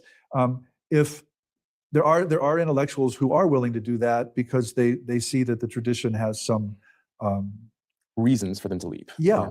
And I respect that. I honor that. But that is not certainly my choice, and it's certainly not my conclusion. But Jeff, isn't that another leap of faith in the following sense? Yeah. That you have faith in your reason or in your direct experience, that is sufficient to grasp at the most ultimate questions in the universe. And that is, once you frame it that way, that is a statement that requires some faith. It's not clear at all why we humans should be able. Exactly. Precisely, man. He hit the nail on the head. Through either direct experience or reason to get at these fundamental truths, right? You certainly wouldn't say, maybe you would, a dog would be able to do calculus. Then why are we able to grasp at through our own faculties the ultimate truth? So why are people able to grasp what they experience as ultimate truth in all these traditions, in all these cultures? That's always the question I come back to is why is that? And he got him. He doesn't have an answer to that. and the answer of faith doesn't have an answer to that. Yeah, but neither do you. So what's the problem? Yep, no, he doesn't. Let's see him spin. Usually. Yeah, let's watch him spin. Right, exactly. I mean, he did put his head up to the sky as he said it, so that might be it. It's interesting. It's your own tradition that you happen to grow up in or you happen to be a part of, and you say that's the ultimate truth. You believe that, you have faith that that's true, but I'm just like, that's too convenient. It's just too convenient for me. And it is a position, maybe you could call it a position of faith, but for me it's a position of gnosis because it's rooted in people's experiences and people's direct experiences. And you think, so you are making the claim that direct human experience can get at the ultimate in some sense? Yes, I am. I am making that claim, and that's sort of the realist impulse of my scholarship, is that I do think human beings have access to ultimate truth. What about animals? Can they have? I don't know. They might as well. I can't Right, talk to animals. right. Your dog might be enlightened the whole time. Actually. Yeah, That's why they're so happy. Yeah, that is just basically a very just straight up form of humanism, right? Man is a measure of all things. Man has access to ultimate truth, right? I think that's just a bold-faced assumption, right? But who's to say that the quest for ultimate truth won't kill us all, right?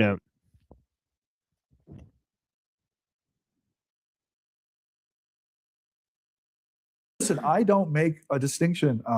There's this wonderful text that a physicist wrote, and basically he says, well, do dogs have souls? And he says, of course not, but neither do human beings. And he has this wonderful idea that there's one light and there's one form of mind, and we're all manifestations of it, that he draws from Sufism. And I'm much closer to that than I am. Well, let's talk about that a bit, because we talked a lot about Western. He's a Buddhist Gnostic Sufi. Let's get it straight. Orthodoxy.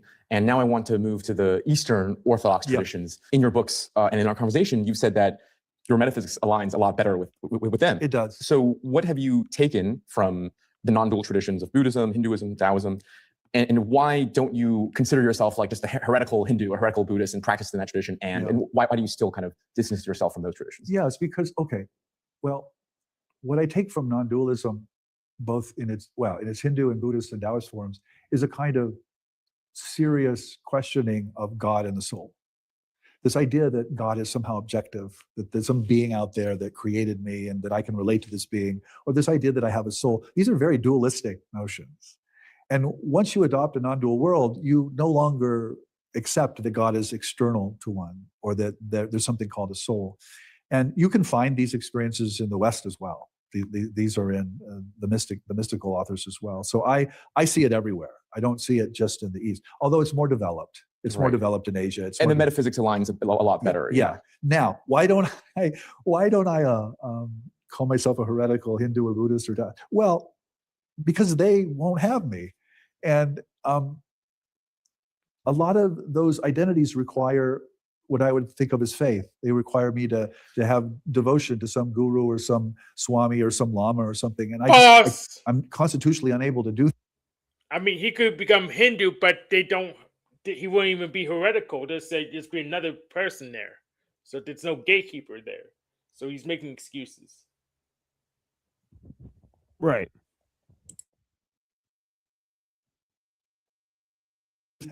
I can't do that. I'm like, no, I'm not going to do that. Why? But you did do that when you were young. Yeah, why? It's a good question.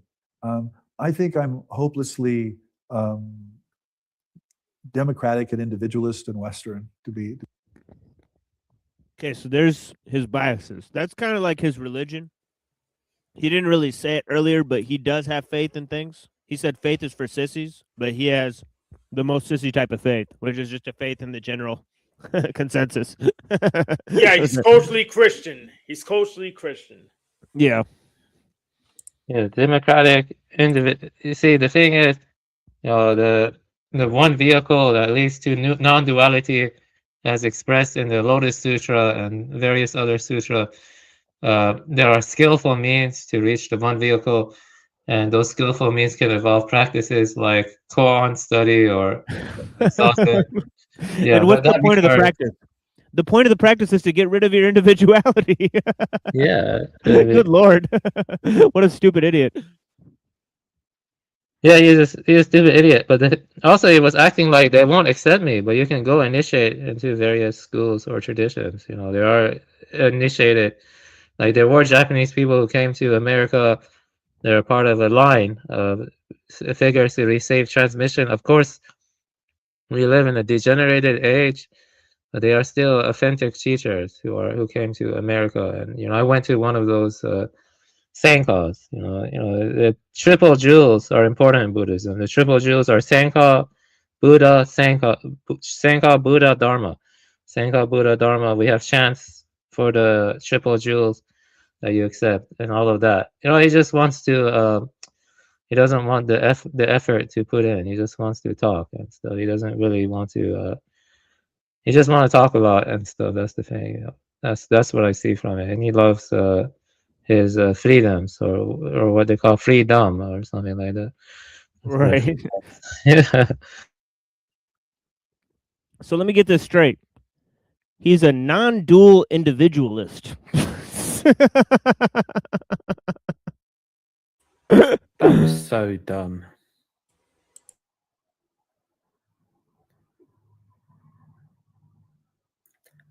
The thing is, I do wonder, like, should we all just stop caring? Because there is like nothing, basically, there is nothing we can do about it, right?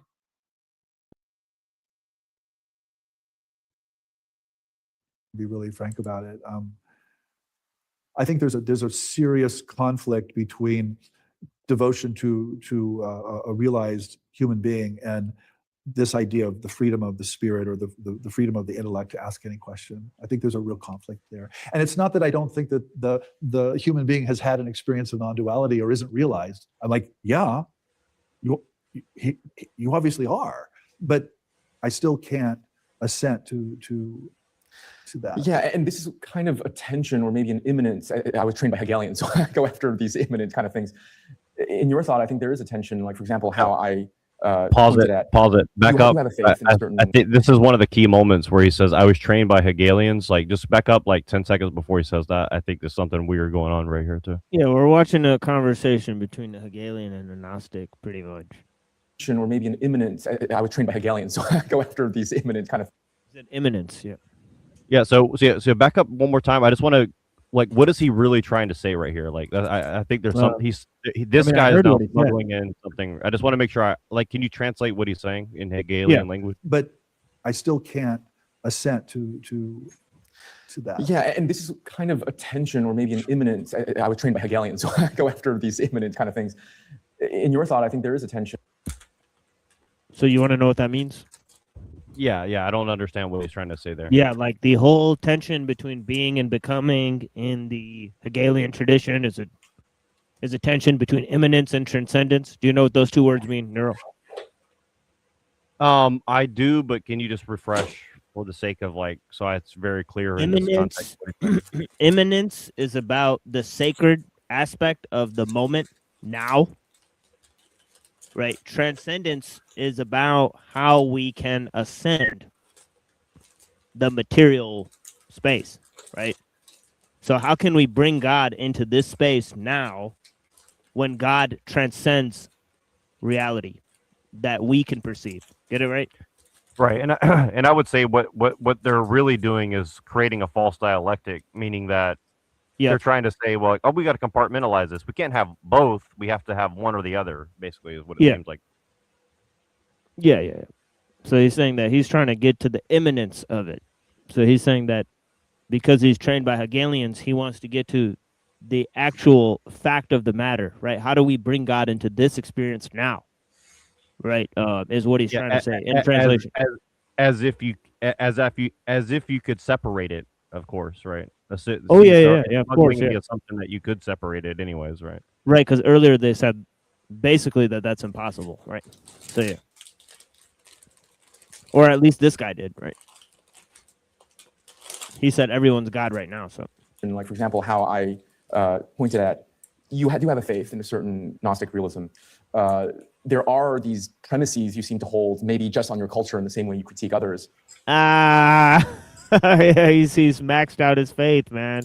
You act like the faith is for the religious people, but looks like now, just 10 minutes later in the conversation, you have faith in all these things. Fucking weird. Of just being culturally relative.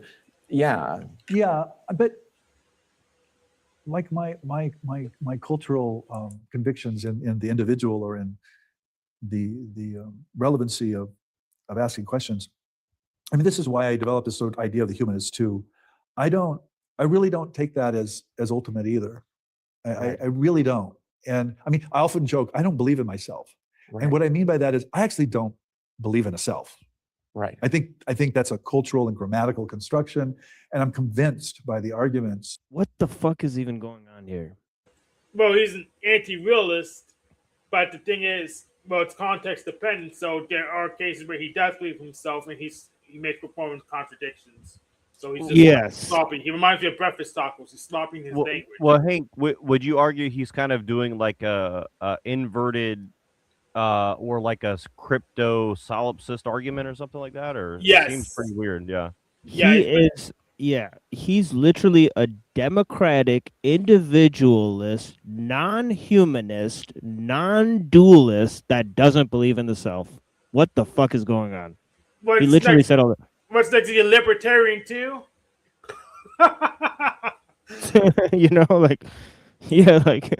Well, you know who he reminds me of? He reminds me of Nick Land with his like Gnostic Calvinism or something like that, or some shit. It's like kind of like this, like we have fate, but we don't actually have that. We have like destiny, but we don't have that. We have like solipsism, but I'm not going to call it solipsism, so I'll say that I don't believe in myself, but I'm performatively contradicting myself by talking about myself. So it's like, you know what I mean? Like, it's like he took Aristotle and like shot him full of methamphetamine and like put him on LSD and put him in a cave and let him ramble for like five years or something. I mean, that's what it's saying. I mean, I don't want to like be an asshole to him because this is very fascinating, but like I don't know what he's trying to say exactly. Like if you look at his shirt, it looks kind of like an acid trip. You know what I mean? So he doesn't know either. Trust me, he doesn't know either. I talked to enough of these people. Like I talked to Gen X Jeff and Breakfast Tacos who say the same nonsense.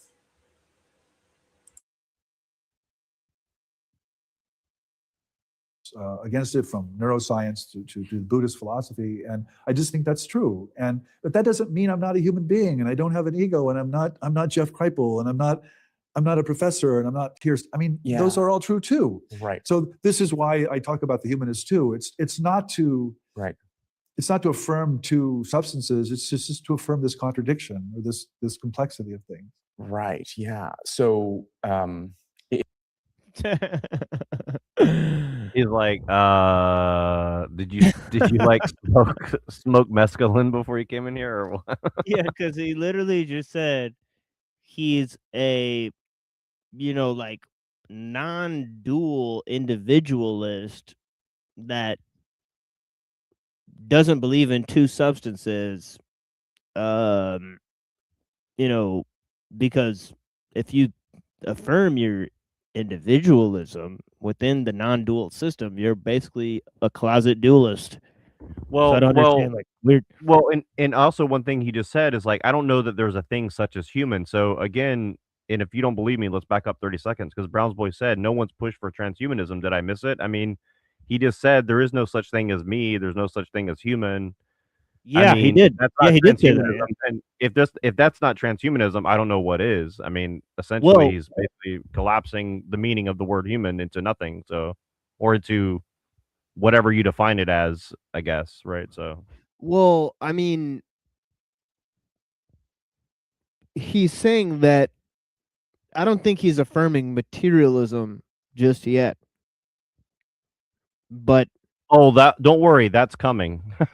I think that's the next thing he's about to do is like affirm and deny materialism like in one breath, essentially. But I could be wrong, but I'm pretty sure that's about to come up. So, but I think we should back it up to where he says there is no such thing as human, because I think that is like in my opinion, if that's, again, I think that is by definition Yeah. transhuman, right? Yeah, it doesn't necessarily lead to transhumanism. You know, when you get deep into certain ontological questions, you know, it depends on your, you know, ontological beliefs. You know, I want to say also that, you know, individualism, in the sense that the Enlightenment era thinkers, I think Hobbes, you know, that I'm against, but individual, as in like having your own first person perspective and qualia, thing is undeniable. I would say that, you know, meditating a lot, you know, it kind of makes the ego evaporate, but it could lead to more spontaneity also, like spontaneity in a more authentic manner, like, you know, like the Tao Te Ching talks about and stuff. You know, it's not like oblivion or something. Well, let's not mix Buddhism and Taoism now. But Well, there's a anyways. difference, though. You see, because Zen or Shaman, which is All right, Mahayana, well, they actually try to mutually influence each other. There is a difference. Don't try to have your cake and eat it too, though. Okay. No, there's a difference, though. See, Mahayana and Zen Chan, Zen and Taoism, they mutually influence each other. Like they were in close proximity and stuff. Like, Yes. So, Neurojack, I want you to remember the principle of explosion in classical logic from any contradiction from a theorem according to which any statement can be proven from a contradiction. So, in classical logic, if you make a contradiction, you can prove anything you damn well please, which is why he may be doing this. So, we have to kind of ignore the fog and look for what he actually believes from his actions. Right. Well, and also, you know, I'm sorry to be a dick, but let's go back and just make sure we hear him say, "There's no such thing as human. There's no such thing as myself." Because again, I think that's a huge. Yeah, I went back 10 seconds. Yeah, but I only have also, 30 more minutes. So yeah, I get it. But and then after this, after he says the material thing, I think let's go to the part that Avian wants to talk about, just to, you know, in the sake of time, but. Also, Hank, if you hear anything that's like solipsist, please point that out, because I think that he is smuggling in Descartes, in my opinion. But how exactly he's doing that, I'm not 100% sure, but I definitely think he's smuggling that in personally. But copy. Yeah, so we can continue this at another time, but I have 30 more minutes, so let's see how much more we can get through. I mean, those are all true too. Right. So this is why I talk about the humanist too. It's not to It's not to affirm two substances. It's just to affirm this contradiction or this complexity of things. Right. Yeah. So it's interesting when I tell my Christian friends about Buddhist metaphysics and emptiness and how there is no self. They say this is completely ridiculous, and I'm like, and Trinitarianism is like a piece of cake that you can just swallow without. Anyways. Yeah, this is a very classical Buddhist idea, both that emptiness itself is empty, right? As well as certainly the no self. That I would say is a very distinctly kind of Buddhist position, contra Hinduism, certainly contra the Western monotheisms.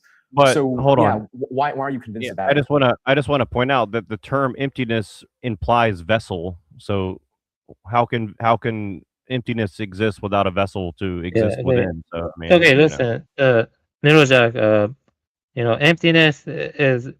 I'll just make it simple for you. Okay, it's the idea that that there are no like there's reality is not made of isolated little objects carrying fully independent private properties. It's that things, you know, like a coin. Okay, let's say there's a coin. The coins are not fully definite in the ordinary sense. They remain mysteriously correlated. You know, like it's called Bell's theorem. It's basically that. Things are entangled. They're not like pre-written and independent, you know, with their own private information. Right. But again, wait, hold on. But remember what you said before. We take language at face value. So again, now you're saying, oh well, it means this, that, and the third, and shit. I mean, you know what I mean? Like, I'm just saying, like, let's be consistent here, right? Yeah, I'm sticking. It's close to the literature, but using illustrating. It's basically that things do not have independent underlying intrinsic nature, that they arise in dependence on other stuff to be understood. Right, but that's not the definition of. Well, wait, that's not the definition of empty. That's not the definition of empty. So I got you. The world is the vessel, Neurojack. The world is the vessel. It's called Shunyata in the literature. He was talking about emptiness and the Shunyata Buddhist sense. That kind of Right, has but parallels. right, but Parallels. without a vessel, without something to contain emptiness, there is no emptiness, right? You can't have emptiness and nothing, right? So It's not nothing, but that's not what emptiness is talking about. Emptiness is kind of talking about how yin and yang arise dependent on each other, kind of like that. Like they're right, so inextricably it tied, they're implies that there's a entangled. substance. So it implies substance, right? No, it does not imply substance. It implies that that things lack intrinsic underlying nature, that they lack substance. Yeah. Right. Yeah, you don't need So substance, you just need contrast. so it's Yeah. paradoxical and it doesn't have any logical or coherent thing, right? So again, Nope, just like Christianity, you just don't like need substance, Christianity, you it just has need no contrast. it has no logic, it has no coherence, it has no No, I meaning, it never collapses argued all that meaning in on Christianity itself. has no logic or coherence. I said the foundational core beliefs of Christians are the incarnation and resurrection. That's what I said. Those are the Right, central but you're beliefs. changing the definition of empty to mean like whatever you're just saying now, which is not the definition of empty. So okay. But The anyway, I vessel's just want to point that the out. world's a vessel. It's that simple. No, the thing is, let's not say emptiness. Let's just say shanyata, because emptiness is the English translation of shanyata. It's just the Buddhist idea, shanyata. Right, And but again, he's speaking to an English audience. He's not saying all that, right? So he's just it's translated as emptiness, right. in So English again, language. you see what I'm saying, where people are like saying, well, the Bible says this and Christianity says that because that's what the words say. It's like, well, it's not that simple. And you're like, no, it is that simple. So I'm just pointing out, like, everything that you've now claimed about Christianity is now going to apply right back to you. So again, that's why I warned you, is like, you're digging your own grave, but that's why I'm trying to explain to you. So go ahead. Let's continue. So what's wrong with just having the world be the vessel for your for emptiness? No, Jack. Well, they reject material. So that's I that doesn't reject really- material too. So what's wrong with having the world be the vessel? Well, is the world material or is it something else? No, it's ideas. Now what's wrong with the world being a vessel? Right. So the world is mind. So now we're in the world of mind or consciousness or something like that, right? Yeah. So what's okay, well, where's the but you contradiction? see- okay, but see, that's not what the world means to most people. The world means like material existence. Bandwagon Yeah, thought. both of these guys are basically idealists. Neuro. Yeah, I might be too. I'm just saying, like, the words that you use are gonna be imprinted upon depending on the person that you're talking to, right? So that's kind of what I'm trying to get at, right? So Yeah. So when you say most right. people So believe what I'm this, saying well, is I don't that care. language has implications, and you can't get around that. That's what I'm trying to get at. Go ahead. Yeah, but what most people believe is stupid. So I reject that on space. Yeah, I'm just pointing out that you've undermined your own arguments. But yeah, I get you. I mean, didn't- I'm talking to Avian, not you, Hank. I get where you're coming from. I'm just trying to point that out to Avian. No, I don't see it. I just try to keep it concise, and incisive. The core belief of Western Christianity is incarnation and the resurrection. Without those two, it's not Christian. Again, but you don't know the definition of incarnation and whatever else you just said. I mean, I you don't. I do know those definitions. You don't, was, because you're not yeah, taking it on its own terms. You're not taking it on its own terms. You're just saying incarnation, but again, that's a matter of faith, not fact. And just like how you're saying, well, I believe in emptiness, and then you're like, well, not the general term emptiness, is this other thing that I can't put into English words, but you just got to trust me, bro, that it's real. And there, you know what I mean? Like, again, you've now undermined your own position. You want metaphysical argument or something like regarding whether incarnation? I actually don't, but I'm just pointing out how, like, your own arguments against Christianity has now undermined your arguments for for Buddhism. So Have I argued against Christianity since now? Have I made an argument against Christianity? I mean, many times you have, and in Yeah, this very thing, you said, like, well, Christianity, you straw man Christianity to say, well, it's the incarnation and whatever else you said. So I mean, again, personally, I don't like the incarnation. Okay, even if there's a God and I'm wrong, I just can't get behind the incarnation personally. It's just I just don't.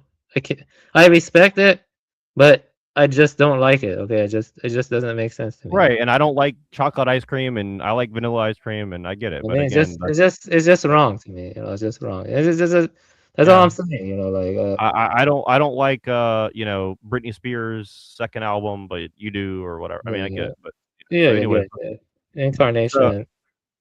But again, if we're talking about preference versus like the language and how the language is used, that's another argument. But anyway, I want to get back to the analysis while we have What time. I think because is we're running out of true. What I think is true is emptiness based on my own experiences. Shonyata, that's what I think is true. That anything we can grasp is empty, is impermanent, and it rises in relation to other things, and that the true nature of the mind is imperishable, ungenerated.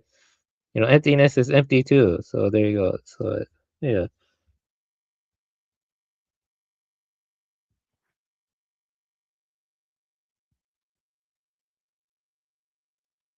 Yeah.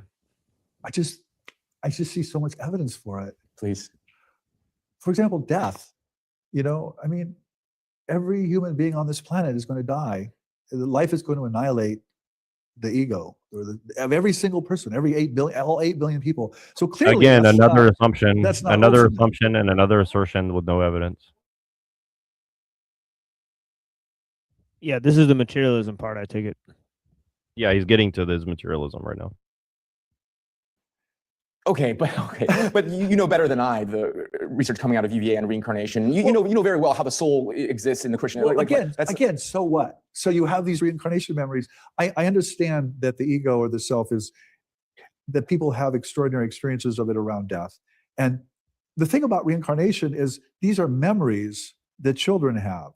We don't actually know that these things exist. He said, "So what?" What a flippant response, honestly. Yes. Right. Hold it. We know the memories exist because they can reference them, idiots. Right. Well, and again, I think he's smuggling in solipsism right here, in my opinion. So this is kind of what I'm trying to get at. But yeah, he denied they had memories. Like it's just like no. It's like weird.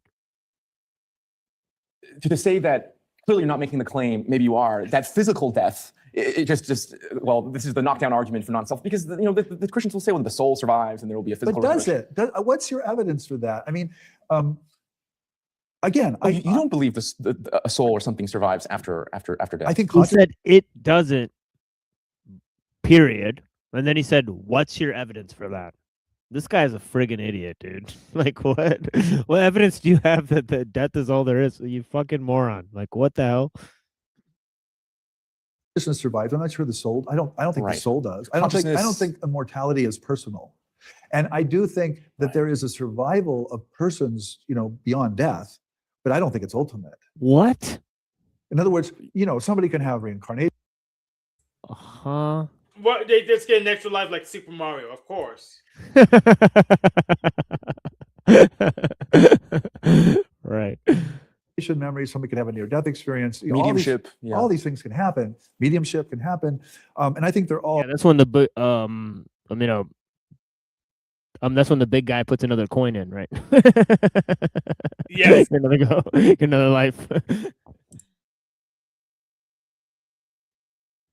All real in the sense that they actually happen, but I don't believe for 1 second that Jeff will exist, in any sense, down the pike. Okay, well, this is a very interesting claim, right? Because again, let's take the reincarnation data, where again it's temporary.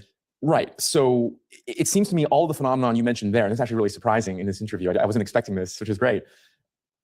It seems like the easiest explanation for all of this data that mediums talking to spirits, if you take the data seriously, the reincarnation data, sightings of dead people, is that there is some continuation of the person after death. I mean, it doesn't necessitate that. But I think there is. I just don't think it's ultimate. I don't think it's permanent. I think there is continuation of the personality after death. But okay, so this is just the Buddhist position then, because they also. Well, this is why I joked that I think, well, maybe the Buddhists have it right.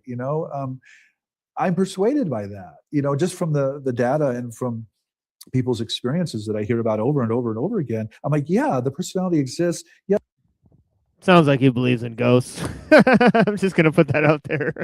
No, it's kind of clear that there's the first death where your body dies, and the second death is when you're forgotten.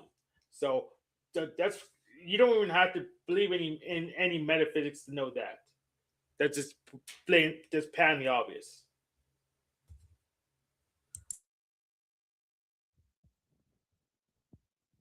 Yeah.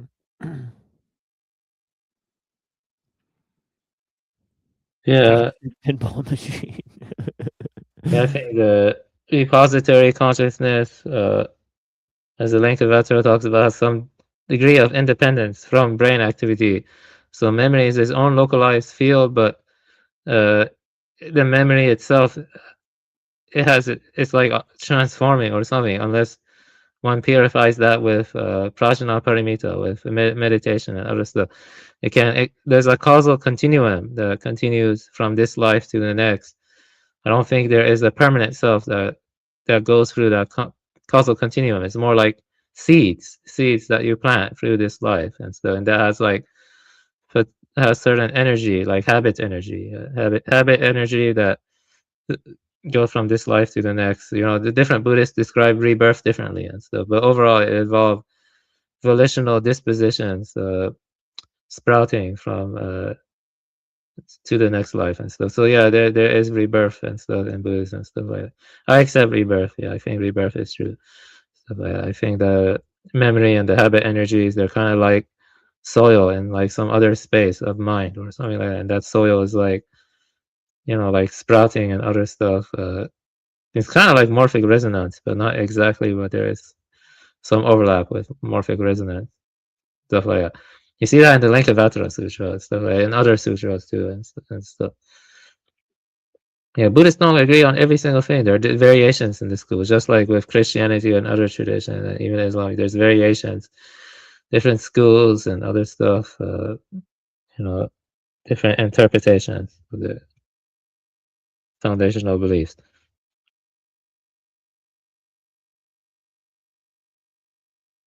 Yes, there are reincarnation memories. Yes, there are all these phenomena, but none of that means that the self or the soul is ultimate.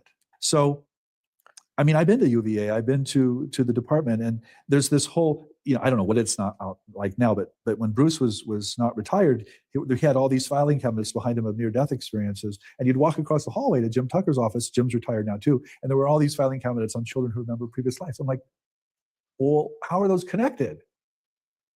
Nobody knows. Nobody says. I'm like, wait, there's a one life model here and there's a multiple lives model I think here. we should move to the part going that on? Avian wants to cover briefly, because I want to see what he says about his you know, non-dualism or whatever, like, because I don't understand what that Dual means. aspect monism.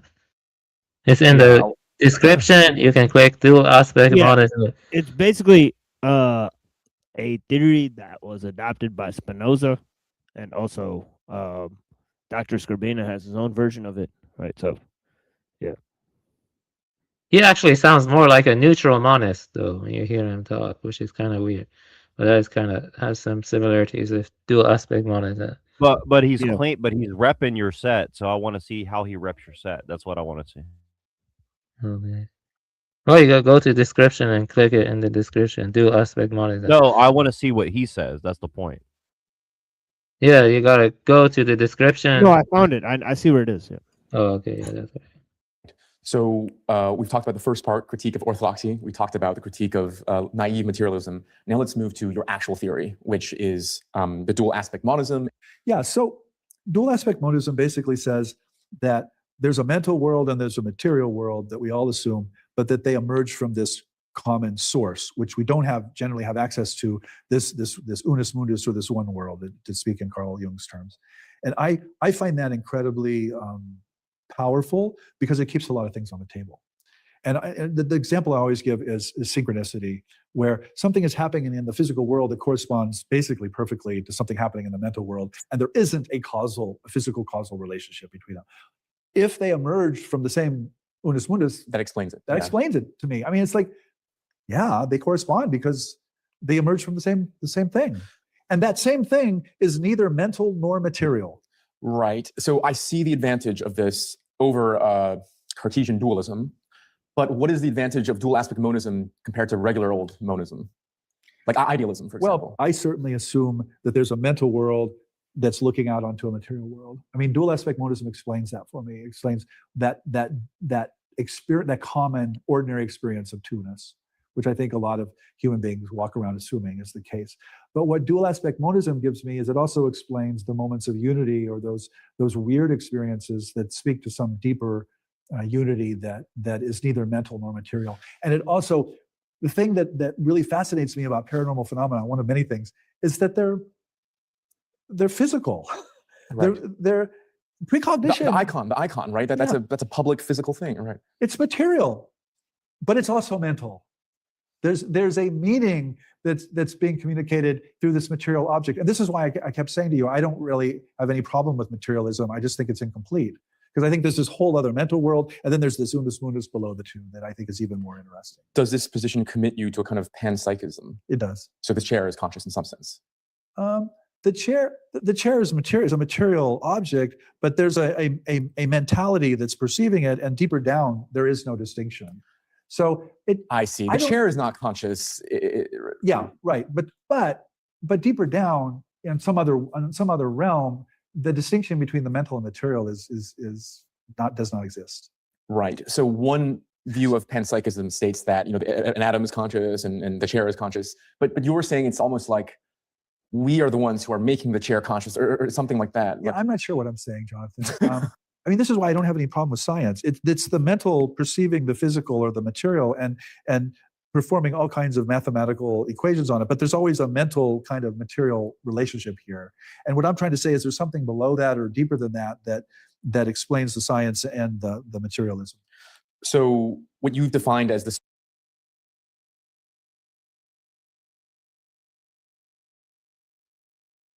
I don't know what to say to that. I mean, yes, I guess, but I don't know how that relates to anything else you said, basically. He's saying that, the way I interpret him, from what I see, is that he doesn't like the monotheistic traditions, but something about the Eastern traditions like Buddhism or Taoism he likes. He also sees that as tying into panpsychism or dual aspect monism, and so he likes but I mean, that. again, I don't know how panpsychism means that you have to reject monotheism. I don't understand the connection there. Well, he's kind of going a little bit because he kind of just said within a very small span of time that he thinks that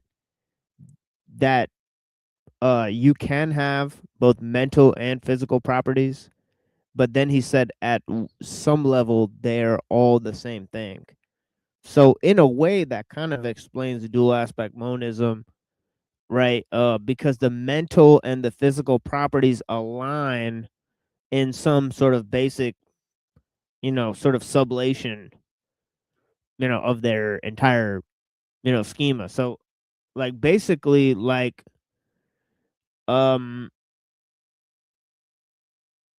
and obviously so he's saying he wants there to be physical matter, and he wants there to be a way in which we perceive it, but that perception is also a basic aspect of reality. It's not something that's sort of emanating or extruding from the physical matter, right?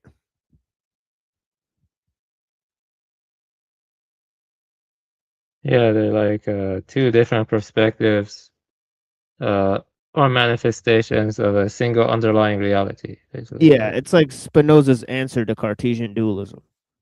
Yeah, that's right. It's very close to Scribina, which was my So first. yeah, but I'm saying he is kind of smuggling in some form of solipsism, right? So I mean, he said nothing that strange in that little part. I think he's really kind of badly laying out this philosophical tradition, right? Because he could have just started with Spinoza and just explained his theory. I don't know. Yeah, I just want to mention a couple things before we get off here, because I do want to revisit this at a different time when we have more time. But yeah, the chandelier holds significant occult and esoteric symbolism, themes of illumination, divine knowledge, and the light bearer, quote unquote, Luciferian concept. And yeah, so beyond mere decoration, they represent light and darkness and occult philosophy. And then chandelier represents the light bearer or Lucifer as a force for knowledge. Swinging chandeliers, you know, in Eastern Orthodox or some esoteric traditions, chandeliers are swung during specific profound rituals such as Pascha or at the chanting of Polyelios, whatever that means. I don't know what that means, but the presence of angels who dance and rejoice around the throne of God, the creation of the world. And actually, I had to redo this because I did the search for this before, and it immediately went to Luciferianism, and then I came back to the page, and it deleted the whole Luciferian angles. I had to go look it up again. So I thought that was pretty weird. But it says the axis mundi and macrocosm suspended from the ceiling. Chandelier represents the axis mundi, the cosmic axis, connecting the earthly realm to the celestial dome above, as above, so below. And it goes into sacred geometry, Kabbalistic, the Sephira layout, the Kether tied to the tree of life, the wheel of creation, alchemy and illumination and gnosis, esoteric light, Luciferian principles, crystal refraction of the multiverse, the mirror matrix. And then I said, well, what traditions does this relate to? It says Gnosticism and Neoplatonism, Kabbalah, Freemasonry, Hermeticism, alchemy. So again, I'm just wanted to put that out there that they're definitely like pushing some sort of symbolism, in my opinion. So I think you're pulling that symbolism, in my opinion. You're pulling it. Because every time I talk to you, you're chasing after it. Right. I'm sure they just decided to record an interview with a chandelier and black, everything around them, and I'm sure, yeah, it's all. Oh no, I think that video was not that great. It's it kind of spread too many misconceptions. I don't like the manner in which they speak. Kind of like wishy-washy, really wishy-washy video. It's not direct. It's not concise. It's not like listening to Scribina. Scribina is very, scholarly and very precise in its way of speaking. Or Castro. I mean, they just sucked in general. But they're selling. Look, they're selling something. That's my point. They're selling you a worldview as a part of another thing that they're not being direct about. That's my point. But I get You where mean you're like going. Jack Telco is? Yeah. I mean, I think they're selling transhumanism, but that's just my personal opinion. Well, you can make a better pitch than that.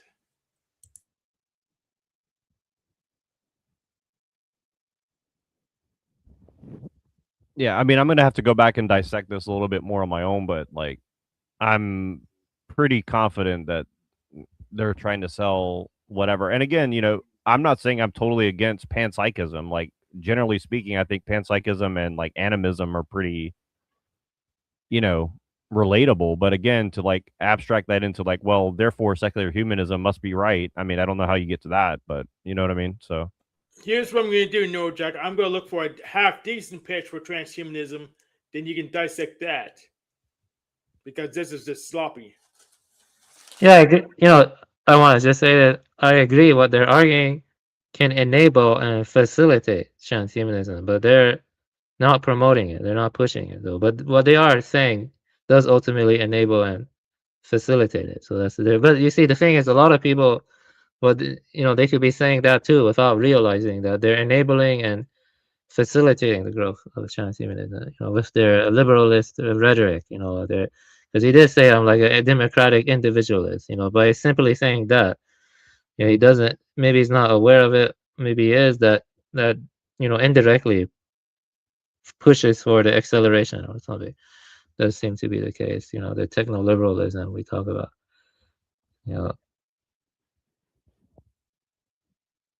So I would say enable and facilitate. If you want more about Buddhism, you can ask me any questions right now. I can tell you about Mahayana. Well, I don't think we have a lot of time, but I mean, again, I don't even think that like everything that Descartes or Spinoza said is probably wrong, right? I'm just saying that like it's being used for a particular purpose.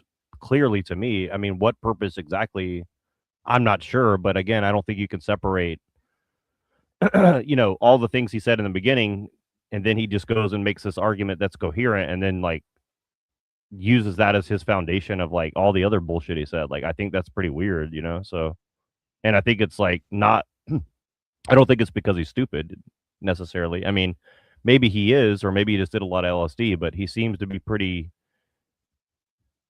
sure of what he's doing, right? So what exactly that is, I don't know, but I mean, he's like literally the chair of like the UFO cache of and parapsychology and all these other things. So like very clearly he's pretty invested in that worldview, even though he claims that like, well, I'm not going to say that I believe in it, but it's like, okay, but you've dedicated your life to like archiving it. So, I mean, it has some meaning to you, clearly, right? Yeah, you gotta realize you can twist practically any ideology or tradition for whatever you want. You can twist or pervert it for anything. Any ideology can be twisted or perverted. Ultimately, if someone is disingenuous or whatever. Right. And they're doing that, and he's clearly doing that with Christianity and in denial about it. And he's doing it with Buddhism and he's denying it. So I mean, yeah. And now he's doing it with panpsychism and denying it. So You sure this man is a transhumanist? Because I'm looking it up. I don't know if he likes the. I'm looking it up. I don't think he likes the techno transhumanist stuff. Like, well, they say they're not, but again, go look up Timothy Morton, who's his good friend in the chair of like the English department over there at Rice University, and he promotes what's it called, ontology, object and object oriented ontology. Yeah. You're getting stuff confused. Object oriented ontology is an ontology. It doesn't promote transhumanism. I don't think Timothy. I'm looking it up. I don't think Timothy Morton is promoting transhumanism. They're promoting spiritual ecology. What would you call that? You see, you see what transhumanism is man fusing with the machine. Stuff like neural augments, brain cloud interfaces, genetic engineering, stuff like that. That's what transhumanism is. That's what it is. Are they promoting that? I don't see it from what you're telling me. Like, are they promoting ideologies that could be used to potentially enable the movement towards that direction? Yes, I could agree with you on that. Yes, because yeah. I had to agree with Avian Buddha. I think you're confused, Jack. You're chasing conspiracies instead of just going straight to the front door. I mean, that's an assertion. Let me. That's an observation. Okay, well, so here's what it says about object-oriented ontology. Ties to transhumanism by providing a philosophical framework that dismantles the special status of humans, allowing technological enhancement to be viewed as the interaction of equal quote-unquote objects rather than a violation of human nature. I mean, if that's not transhumanism, what the fuck is? Wait, where did you read that? Can you give me the source for that? What you just read? Where'd you get that? Yeah, sure. Type into any AI what is the relationship between object-oriented ontology and transhumanism? That's not even a source. It's not even a source. Okay, yeah. Well, ask for its source, because object-oriented ontology is saying that, I think the ontology of things is like discrete objects. It's not like continuous. It's more discrete. It's granular. It's granular. That's what they say. Rejecting that human nature has a special place in the universe is kind of self-contradictory. I mean, if I'm a cat and I say, well, cats don't have a special place in the universe, I mean, that's self-contradictory in my opinion. I mean, in your heart. I mean, how can you? Because again, you're talking about separating your experience from your experience. I mean, I see what you mean. You see, object-oriented ontology. It can be used to support transhumanism, but that doesn't mean all object-oriented philosophers support transhumanism. Do you see what I'm saying? It could be. Well, I mean, sure, I guess technically, but again, people can say whatever they want. Doesn't mean it's true. Okay, so let me just read a couple more things. OOO proposes a flat ontology where humans, artificial intelligence, and non-living beings are on equal footing. This supports the transhumanist goal of integrating human and machine. Now, again, you can reject the the analysis, but again, that's what flat ontology means. So that's number one. And then the objecthood of technology, OOO, emphasizes that objects, including technological implants and artificial intelligence, have their own quote unquote inner lives or quote unquote real essences that cannot be reduced merely to their utility to humans. So no, Jack, I want you to name me one more ontology system. Yeah. Which I agree with, by the way. Name me one other ontology system before we go. No, Jack. Christian. Okay, you need to go back and hit the books. All right, we got to go, so we'll pick it up next time. Let's get up out of here. This is a fun conversation. I appreciate you guys. I appreciate Hank. Thank you so much. All right. Neuro. Thank you, everybody. Yeah, show was basically produced by Neuro Jack. So no. Well, I want to pick this up next time. Let's get into OOO next time, not OTO, but OOO. So there we go. Yeah, it's from Heidegger. Heidegger did have some strong takes against the technological system, but how his theory has been misused, definitely, for sure. Yeah, and I'm not rejecting that. Yeah, and I'm not saying OOO doesn't have any truth in it. What I'm saying is that it's if you're displacing humans as having some special role in things, I mean, that seems like the first step to a very bad. You're dehumanizing humans and saying humans are just objects that can be discarded for whatever fucking reason you want. I mean, that's a dangerous idea. And I mean, maybe it's true, maybe it's not. But I mean, to just say like it doesn't have real consequence, I think is just not honest. But maybe I'm overly vigilant. But I mean, if it's like a cliff we're all about to go off of, I think that's worth being vigilant about personally. But maybe I'm wrong. All right, this is another show in an hour. Buddha, do you have any closing thoughts? Yeah, I mean, these my closing thoughts. We got into a lot of complex stuff. We could talk about it more next time. I know about object-oriented ontology. Yeah, it could be used to justify transhumanism, but not all of them support it. It's like not necessarily so, but it gets into complex questions. Yeah, we could talk about that next time. Yeah, it was a nice talk, and so I hope you have a good day.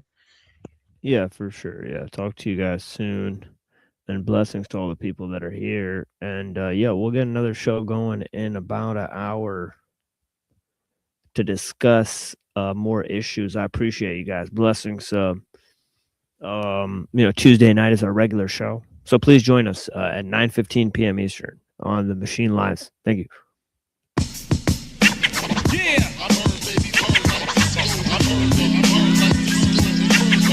Yeah.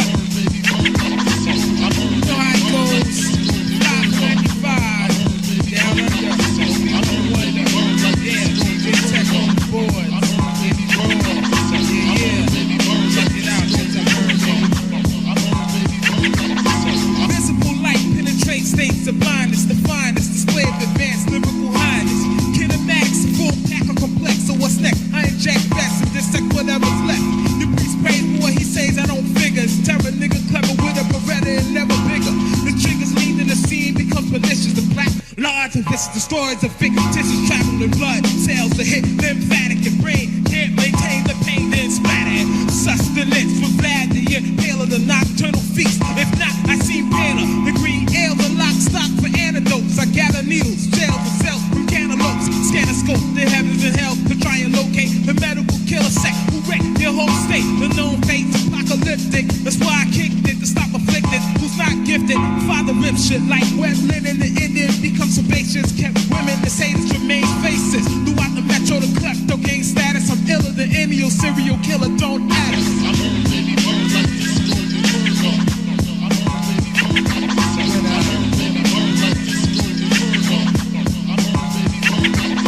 Hits from rooftop crops of dead bodies, fresh flesh for tests. Niggas step and try to copy. Yo, I see through your membrane and gray matter. Fatter concepts shatter your team and they scatter. That'll produce volley of doom inside your system. And now the killer Christian creates middle incisions. Not filling the prisons, I leave your ass Sanders. The praying man is crushing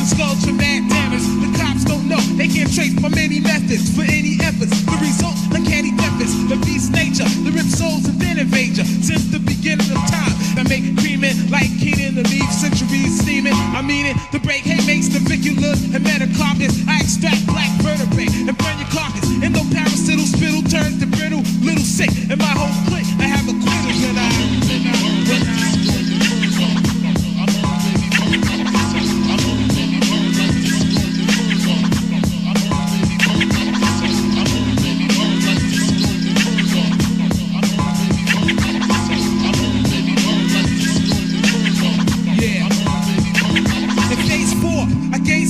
into your psyche. It might be entice the ice, niggas don't like it. Slightly, on the course the force accelerates and elevates to the whole world obliterates. Until that time, I resign into the chamber, release anger on the populace to hang you. I'm dropping this to bang you, produce holes in your hollow husk with just a bust. You be tomorrow's dust. I trick parasite walkway to seek out newborn specimens of hot honeys to freak out and eat out. Yeah, right, fat gas administered.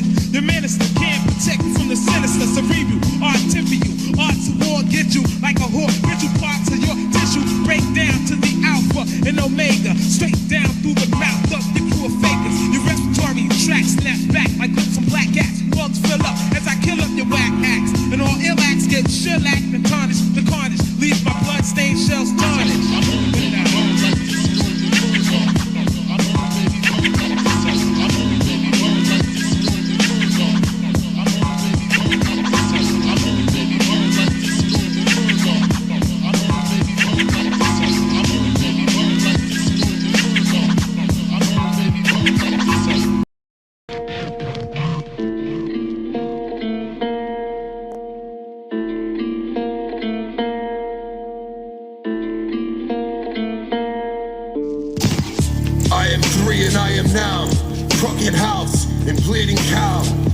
Choice, woman with piercing voice, sever the legs of the walking dead, grow and bold move, soldier soul on an island that haunted Poseidon, wicked and violent, smoke and peppermint, Stephen King, Stranger Things, demonic rings I wear, grief of the day and murder by moon before the sacred bear, deep in a well and many will go, door of the lizard and clockwork and horror show, reefer and wine, dance of the divine, your soul is on the line.